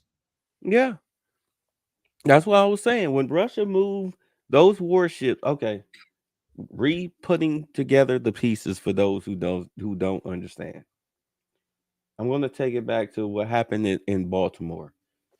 With the bridge? That was the bridge situation. That was Russia retaliating against the United States for what happened at their concert hall. All right, because ISIS are terrorists. ISIS are mercenaries for hire. They don't operate unless somebody pays them to do a job. They didn't think that Russia would let those 4 guys live. They didn't think they would let them live, but they caught all of them alive and they tortured them. And they got matter of fact, remember the one guy they caught? They cut his ear off and made him eat it.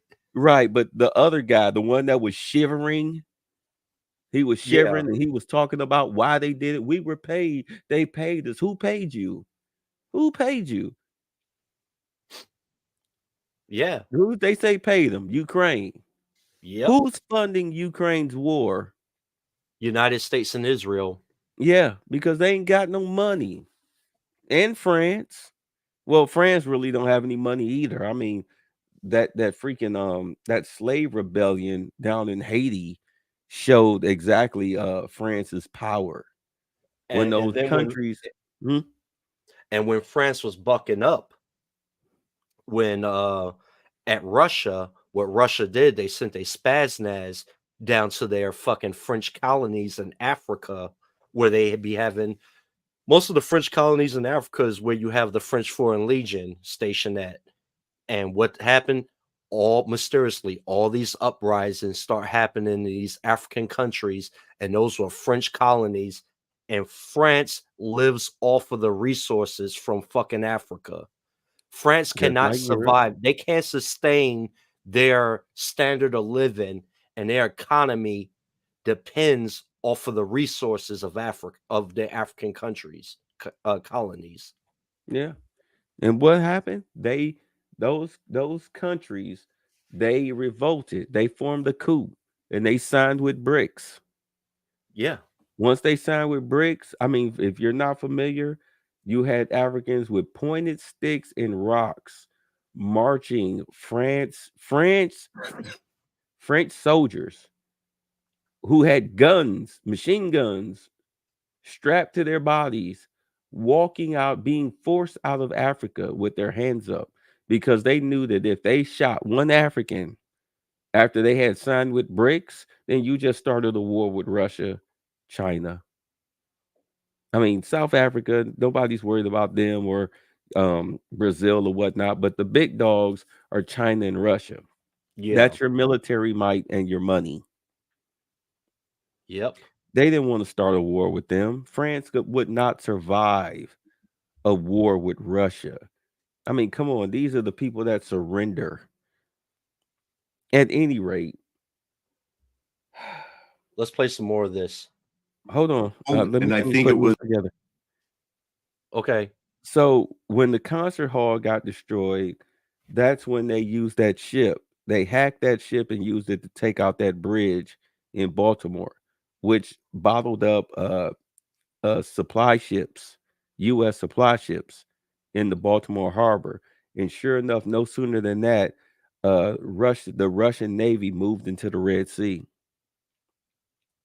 Yeah. They moved into the Red Sea, and then you had the situation where Israel, of course, killed those 2 Iranian generals who were against them ethnically cleansing out the Palestinians. And this is where we sit now because Russia told the United States, you better not get involved. Let them squash it out. Let them handle it. You step into this one time, then we'll step into it because we know who funded ISIS. Yeah, ISIS is nothing but a creation of the Mossad and the CIA. Oops, did I say that? Maybe. Go ahead. I'm sorry. I mean, I'm not trying to take over your show. I'm sorry, brother. Go ahead. No. Thank you. Also help with Saudi Arabia, but that's a discussion for another day. And let me play some more of this. was when it was around like $1,900. We've just been dollar cost averaging. So it really hasn't affected me. It's been more of a discipline. It's been, a muscle that I've continued to work. Yeah. And I do have a question regarding the price of gold, Andy. And can you educate us again about trying to make the price of gold relative to, I remember you sharing a story about a suit. Like back in 1920s, you could buy a suit for a silver, like an ounce of gold. Golden, an ounce like of gold. a really good suit. See that? I don't know if you can see that, but that is a $20 gold piece, which is right there, a $20 gold piece and a $20 gold certificate. The difference between a $20 gold certificate and a $20 bill, $20 bill now says, "In God we trust." Here it says payable to the bearer on demand in gold coin. So a $20 gold coin, back in the early 1900s would have bought you a hell of a nice suit. And now $2,400 an ounce nearly, it buys you a really nice suit. It retains its value. So it retains its value. So the moral of the story, I was thinking this through. I thought, am I doing it all wrong acquiring gold? I should just be buying a boatload of suits. Well, there's another analogy too. The Census Bureau would tell you that in 1960, the price of a house was $17,000. The price of gold was $39. And if you take, say your grandfather left your parents, if you take 17,000 and divide it by, let me do the math real quick. 17,000 divided by 39. How many ounces of gold to buy a house? 436 ounces. So grandpa left your parents 436 ounces, and they say, well, should we sell the gold and buy the house? And no, let's not. We'll throw it under the mattress. And it's been there for 60 years. And that house that was, $17,000, the Census Bureau today would say it's more like $400,000, an average house in the United States. So, and the price of gold is $23.60. So 400,000 divided by 23.60 is 169 ounces. So that gold that was earning no interest for 60 years now buys you nearly three houses. Yeah, right. Yeah, and that's the thing. And the $17,000 that doesn't even buy you a couch and a TV anymore. So No, the point of it is that great. And you can go all the way back to the beginning of time and you'll see common or similar things like this. It's the tortoise, not the hare. I mean, if you ask people how much has gold up since 2000, no one would really know, but it's outperformed everything. It's up 9% per year compounding. It's the tortoise, not the hare. Little by little by little, it continues to move. So yeah, I think you guys will both appreciate this. I recently did a consultation, Mike. I do those for Decentralized Directory. And I had a wonderful woman. Her name was Mary. She's in her 50s, and she has had her grandson who was coming to visit her over the weekend. And she said, "You and Mike, you guys are so smart and everything. Can you give me 3 pieces of advice that I can give him to demonstrate that there's going to be a bright future, or how to have a bright future?" And it kind of caught me off guard. And I thought about it. I said, okay, 3 things. 3 pieces of advice.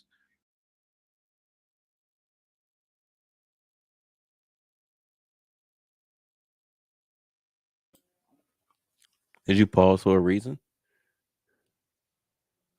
Or did your computer freeze? Lewis. Turn off your TV and turn on nature. That's 1. Second, turn off your TV and turn on gold. That was the second.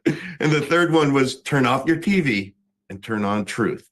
And I said, that's someone like Mike Adams, who speaks truth to power, the gold, you do, and everything. So you guys have impacted me a lot because, I really think that the bright future, it all centers on the first thing, which is turn off your TV. Nothing good comes from it. Would you guys agree? Well, absolutely, Todd. That's a great story. And kind of leads me to a bigger question here for Andy, which is what's going to be left for the American people that don't follow that kind of advice? So people that are still holding dollars and they think that dollars are good, they believe the establishment, these are probably also the same people that are still wearing masks for whatever reason, and they trust whatever the government tells them to do.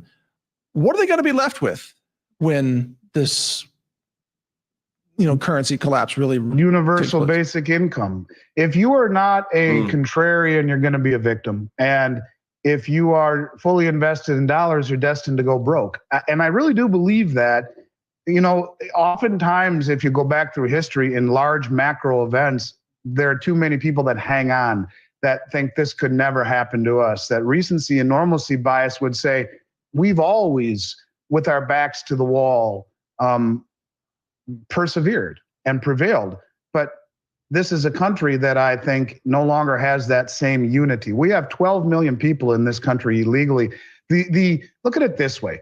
The Congressional Budget Office, which is the last nonpartisan group in all of Washington, said that in 7 years, with about 6.5 years, 2031, that 100% of tax revenue would go to pay just the interest on the debt and mandatory entitlement spending like Social Security. That doesn't take into account the 12 million people that are here illegally. Who's going to house them, give them, feed them, and give them medical service, all that? Who's going to pay for that? You can see what's happening in Denver right now. But the point is how do we pretend to be the dominant superpower militarily and financially when military spending is discretional? So 100% of discretional spending will have to be borrowed. So who's going to borrow us money to fund our military to go around telling the world what to do?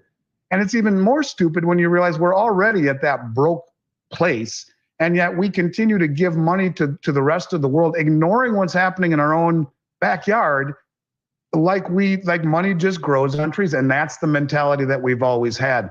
And that's the rallying cry that is making all of these people, all these countries stick together to find safety in numbers and a massive adoption of ideology and of natural resources and all of these things. The glue that makes it work, in my opinion, will be commodities and transparency. It will be gold. It will be blockchain. They will be married together for the world to see. They will audit it. They will have it independently audited. And now the world will have trust for a system that I don't think anyone will ever trust fiat again. Even Kristalina Georgieva, the head of the IMF, said, look, if you have a CBDC and it's not pegged to something, it's going to be fiat. And there is no other reason that the Bank of International Settlements would have reclassified gold after 75 years of it just being dollars and treasuries as the only other tier one.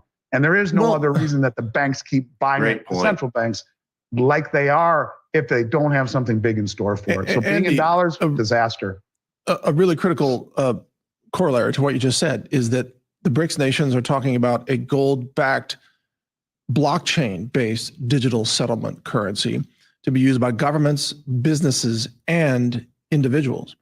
Now, well, and one other thing too, Mike, that I don't know if you've heard yet, you know, a lot of what really got me onto this a long time ago was the Belt Road Initiative. That's where I started focusing on this stuff. So let me just read you one thing here that is interesting. I just read it the other day. I'll have it in 10 seconds. Okay, but real quick, I want to point out that the thing about blockchain is that no nation can counterfeit the currency. That's the key. Like, this is the first time in the history of human civilization when we have a technology that governments can't cheat. That's right. And they understand that. And more importantly as well, you are outside the SWIFT system. So the Belt Road Initiative has every OPEC country on it, everyone. And it's got 75% of human population right now, 50% of global GDP. The Chinese government just launched the new public blockchain infrastructure platform led by Conflux Network. The new platform, dubbed Ultra Large Scale Blockchain Infrastructure Platform for the Belt and Road Initiative. Wow. The main focus of the project is to create a public blockchain infrastructure platform. This platform will be able to support here. What has Black Ram and Ohin Omara been talking about for the longest? Blockchain. And also BlackRock has been buying up and investing in Bitcoin. It seemed like all the dots are being connected right now. Hey, Jeremiah L., do you want to come up? Do you want to come up, Jeremiah L.? I'm gonna hold on. Let me invite. Boom. Hey, go ahead. I'm gonna listen, but I'm gonna lay it down. Okay. I'm gonna listen, All but right. I'm gonna lay it down because I am zonked, man. Yeah. All right. I'm about to play some more.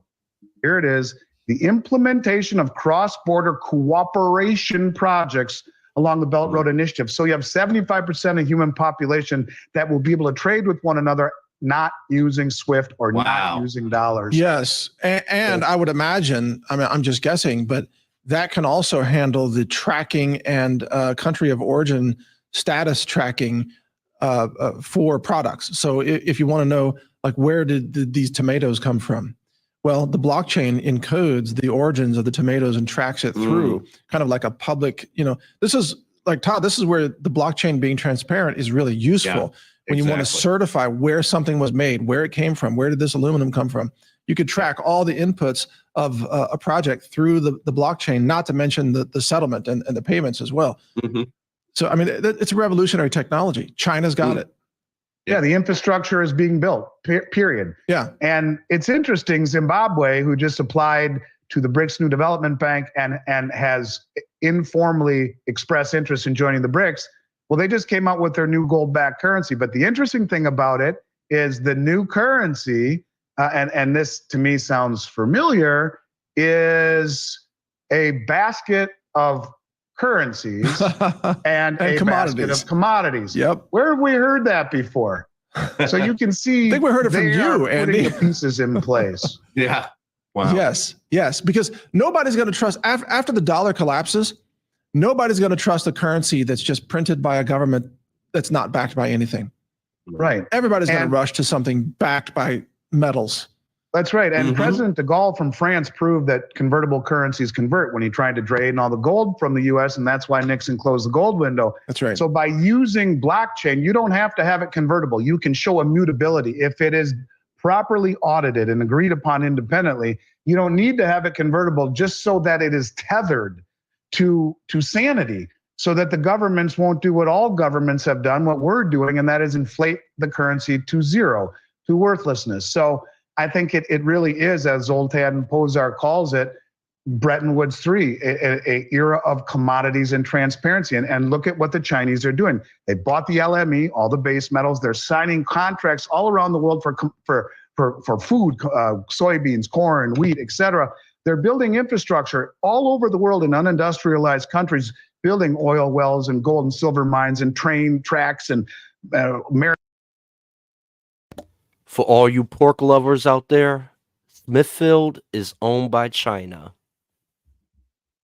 maritime channels and roads and bridges and everything you need to industrialize and to do it cooperatively. And then they're building the rails for trading currency and commodities cross-border digitally outside the purview of the West.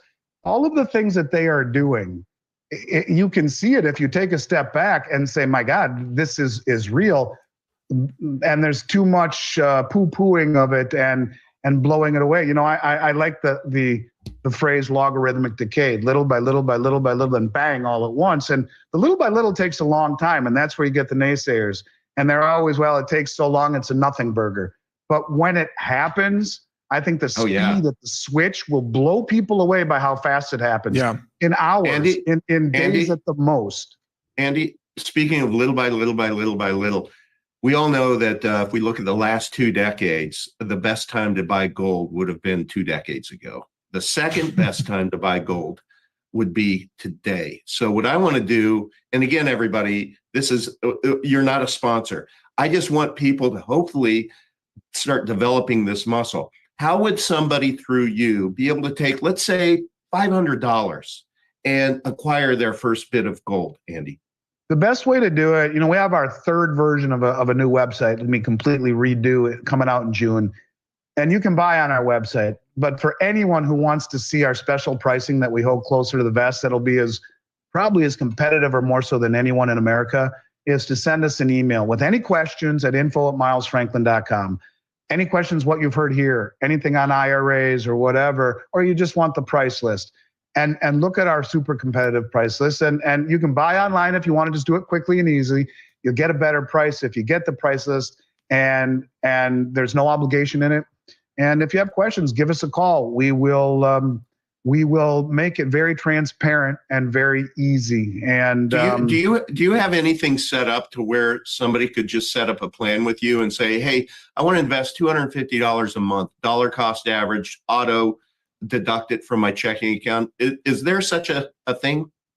There is, very much so. And I have also just signed a contract with a company. I'm going to wait till the next time on your show to announce it, but it's well, I guess I can say it now. I mean, I got nothing. We're not pressuring you, Andy. You do no, what, you're not. what works for you. I've signed a contract with Glint, and they are an amazing platform. I went to London and met with them. They've spent a lot of money developing it. It's an online, or it's a phone platform where you can buy right on your phone like that.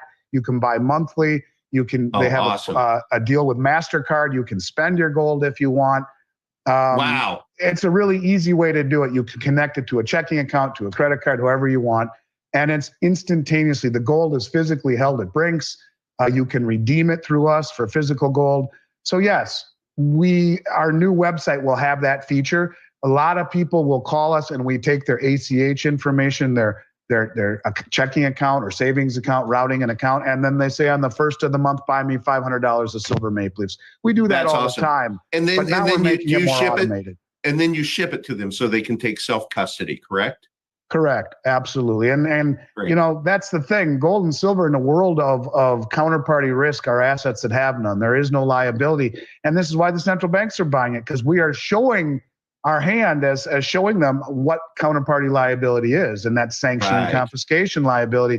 Same thing is true here. You let someone hold your gold and silver. I mean, there are a lot of great storage programs. We have a fantastic one at Brinks. I think it's the best in the industry.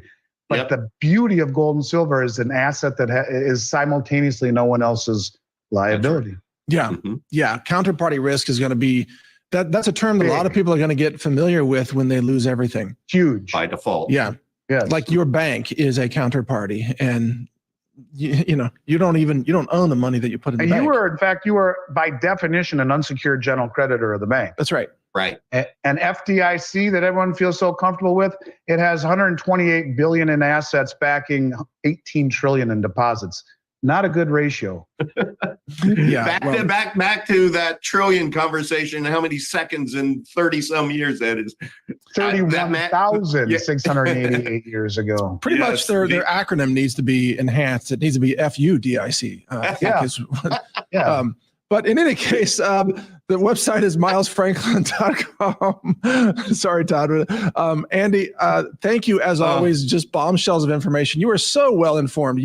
You must spend hours every day staying on top of this situation. Says the guy who spends hours every day staying on top of things. No, yes, I do, and so do you. It's very obvious, but it's a labor of love. It's something I feel very passionate about, and I follow what you guys do, and I love being on your show, and I thank you. It's an honor, and thank you for the kind words, and know that I'll always come back at the drop of a hat if I'm able, and it's a privilege and an honor to be on a show with you guys who see things so clearly and doing so much for the rest of the world. We're honored to have you on, and yeah, this is abundantly clear. Anybody paying attention, you can avoid being wiped out, but to those people who aren't paying attention, you will be wiped out. I mean, that's just where we are. But thank you, Andy. You got it, guys. Hey, all the best. You have a great weekend, and I look forward to picking up with you both. Hopefully not too far down the road where we'll do it again off. soon. All right, guys. Take care, Thanks, Andy. Yep. All right. All right. So that was Andy Schectman, everybody, from milesfranklin.com. Just one of the top guys in this space. He knows more than anybody else about what's going on. So Todd, how about you and I take a break, and then we'll come back and do the after party. You got it. 5 minutes? Let's say 10 today. Oh, okay, perfect. Okay. 10 minutes. 10 minutes. I got to take my dog out. 5:15. Okay. Okay, 5:15. All right. Cheers. We'll be right back. Join the official discussion channel for this show on Telegram at t.me/decentralizedtv, where you can ask questions or offer suggestions of who we should interview next. Also, be sure to subscribe to the email newsletter on decentralized.tv, where you'll be alerted about 1 day in advance of each new upcoming episode before it gets published.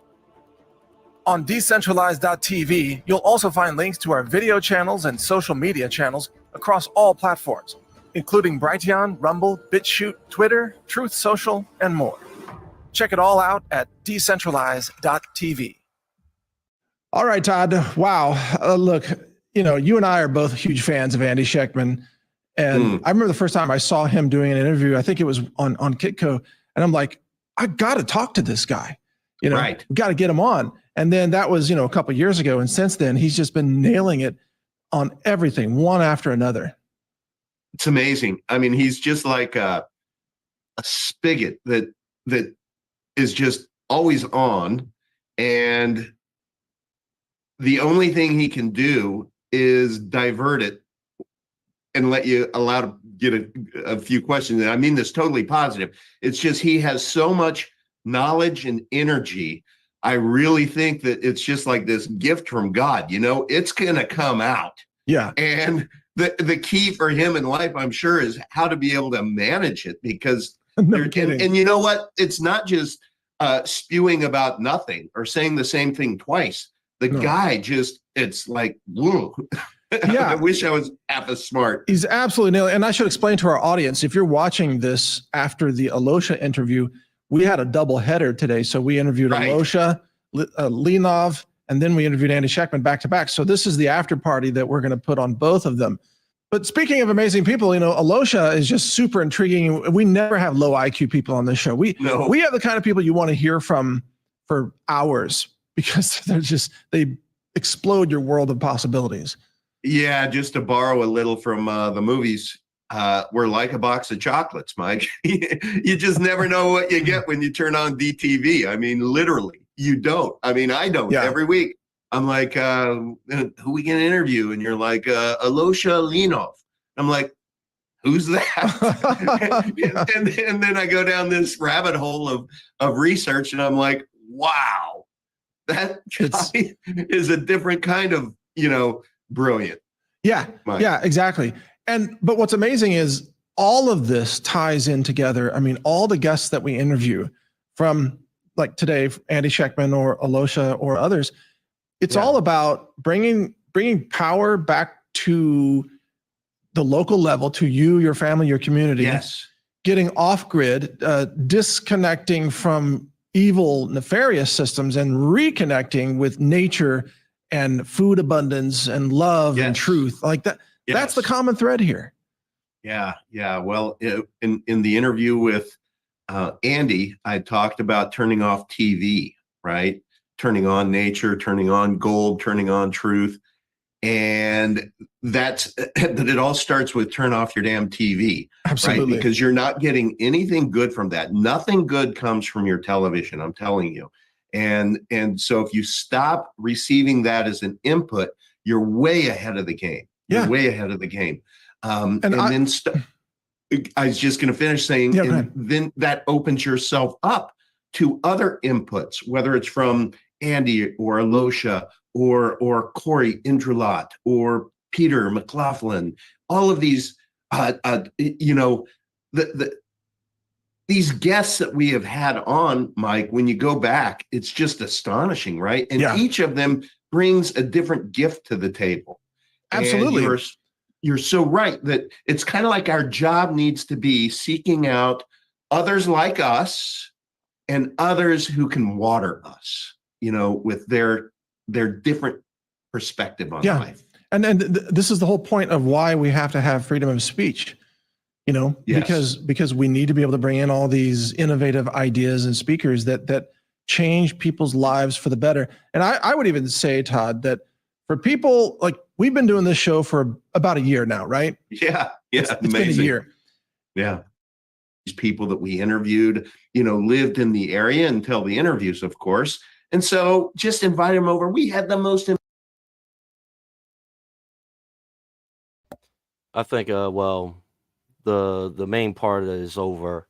They're just talking about a whole bunch of nothing. Those that came in late, you might want to catch the replay with the first 20 minutes.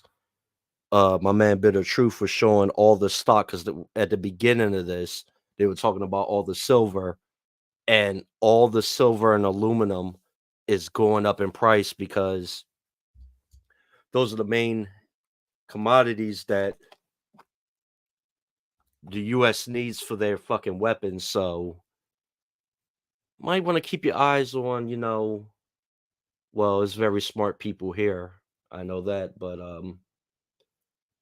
anything that is used for warfare, those stocks is going to go up. So, and my man Bitter Truth been showing all the stock prices in the beginning of the stream that has been shooting up, and I'm about to keep my eyes on it. Oh, I don't think we're going to make it to 2026, Navy vet, to be honest. I don't even think we're going to make it to 2025. After this election, because the society is so fucking polarized. If Biden wins, the other side is going to act a fool. If Trump wins, that side is going to act a fool. So either way, the normal people are the ones in danger. You got maniacs on both sides that's acting batshit crazy, and it's the people with common sense that's going to fall victim to this shit. Yeah.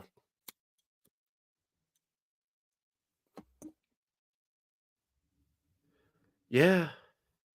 Yeah. I think Scotty can't even help us right now, Jeremiah. I don't even think Scotty can help us.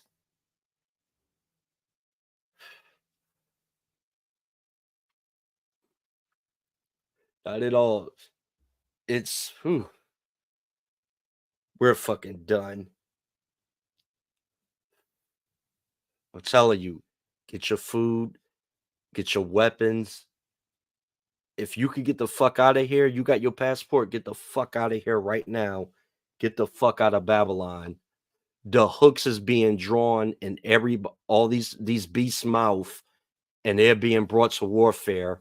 So even no matter how hard motherfuckers is trying to avoid war, The hooks is in their mouth and they're being brought in right into it. So I work through the University of South Carolina. The kids, where I'm at, the kids here, they're cooked. But I got motherfuckers that's 55 years old and this is their first ever job.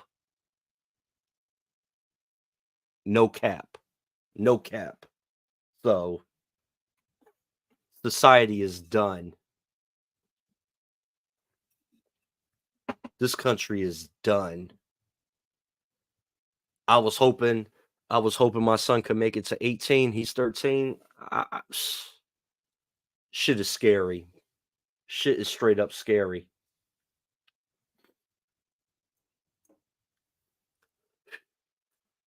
Navy vet, do you want to come up?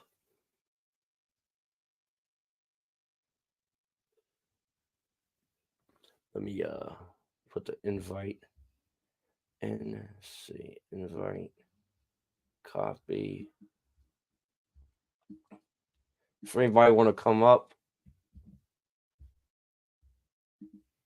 chat for a moment.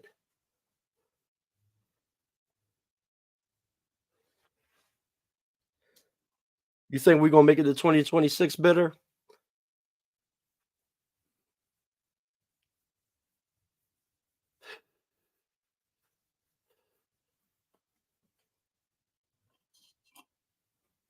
I don't even know if we're gonna make it through this fucking election, honestly. Because you got Israel acting a fool, Ukraine, this economy, like it was saying here, shit dropping. I think the economy might get a little better right before election, where motherfuckers get confident and they vote for Sleepy Joe, but I'm very skeptical. Very skeptical.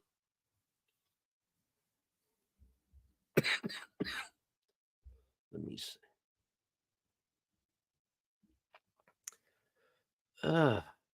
Yeah.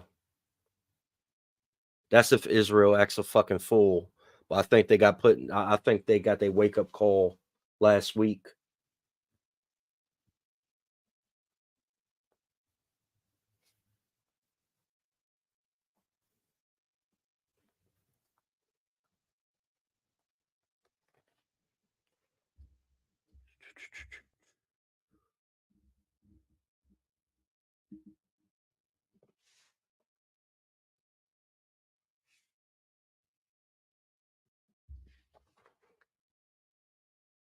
Well, yeah, that's why they keep on supplying Ukraine with all the fucking weapons, and this $100 billion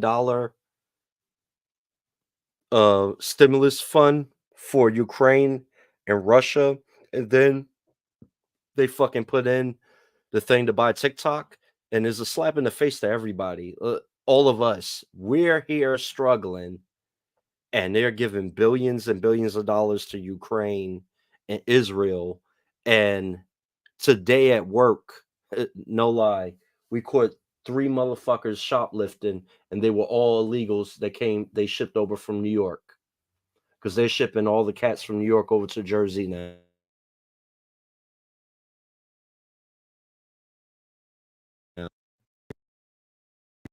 The illegals money, Ukraine is getting money, and none of us is getting anything.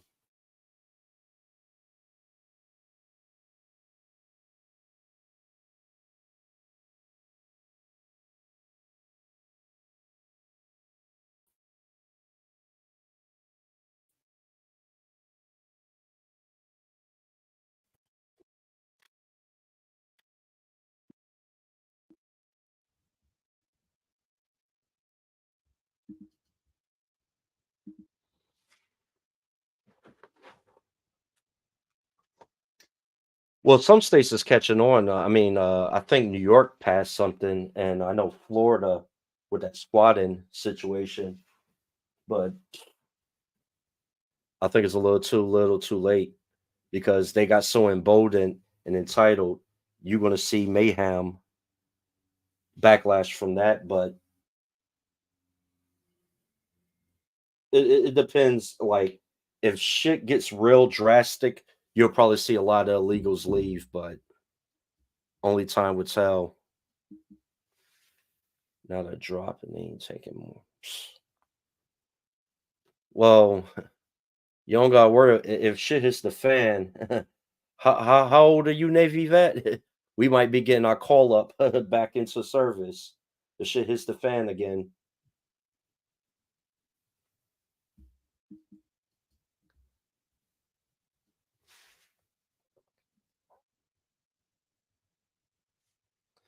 I'm 49. Yeah, we could get recalled right back up.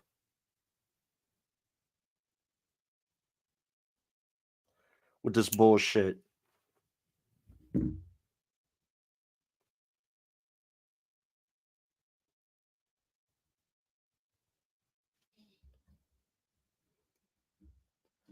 Yeah,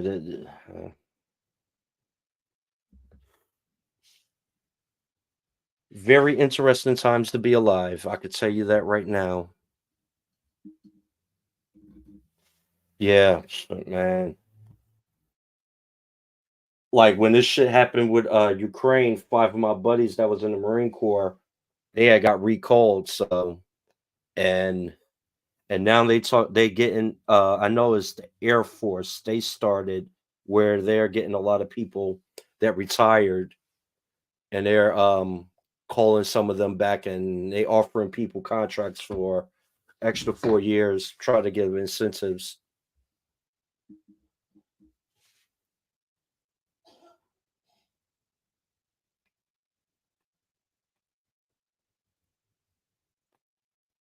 Bud smokers? You talking about seal? Oh, bud smokers only. Oh, you won't even pass the piss test. Maybe I should puff pass also.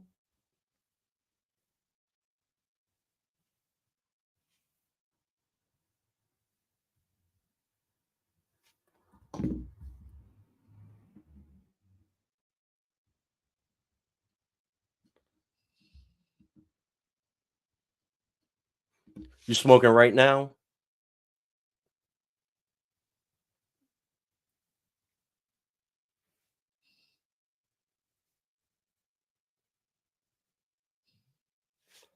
Wait a minute, hold on.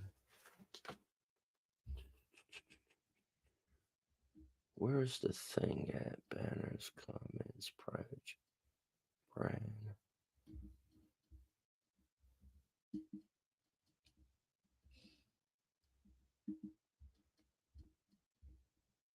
Where's that thing at on here? Banners, brand, clips. A bitter. Where's the thing at where you play the music, the background uh thing here on StreamYard?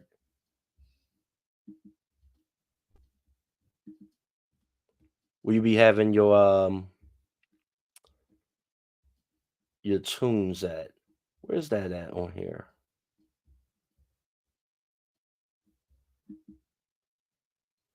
Hotkeys audio.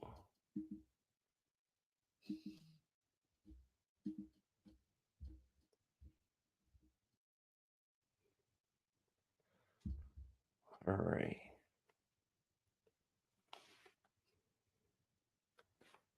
Where's that thing at? Let me see. Okay. I'm new to StreamYard. Please forgive me.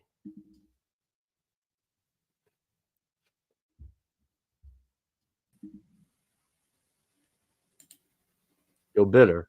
Yeah. Can you hear me? Where you be playing your music at? Where's that at on StreamYard? It's on. It's to your right. So okay, look to your right on StreamYard. What do you see?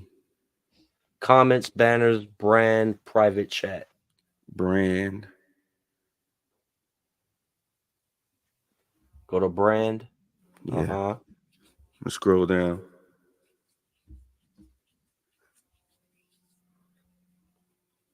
At least I think it's brand. Let me see. Oh, Bring up. okay. You see it? Yeah.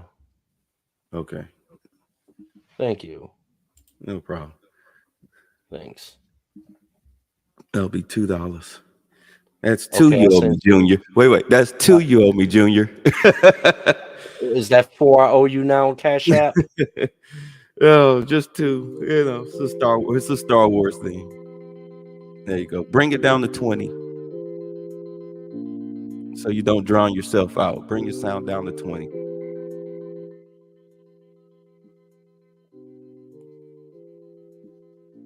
All right, now say something. Hello? There you go. All right. So Thank now you. you're there. You go.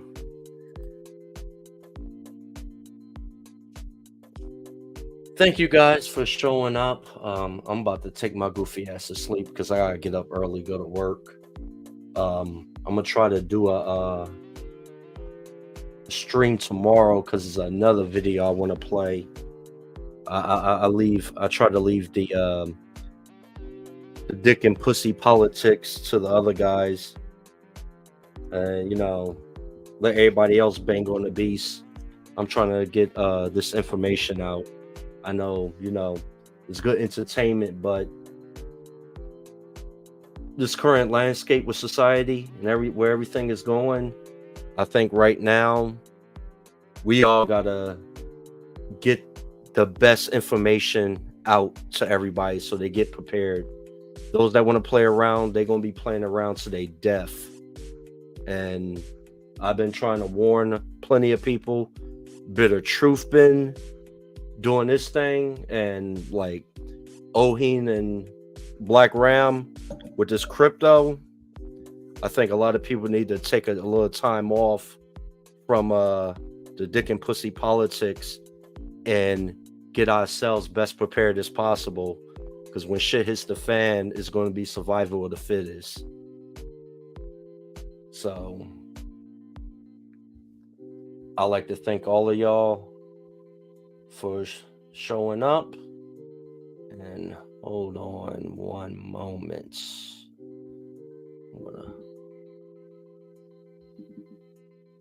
Where is it? Come on.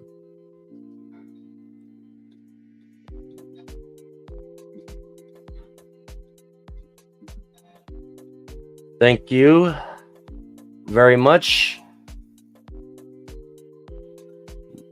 The Most High willing, I will be back tomorrow. Thank you so much. We are out.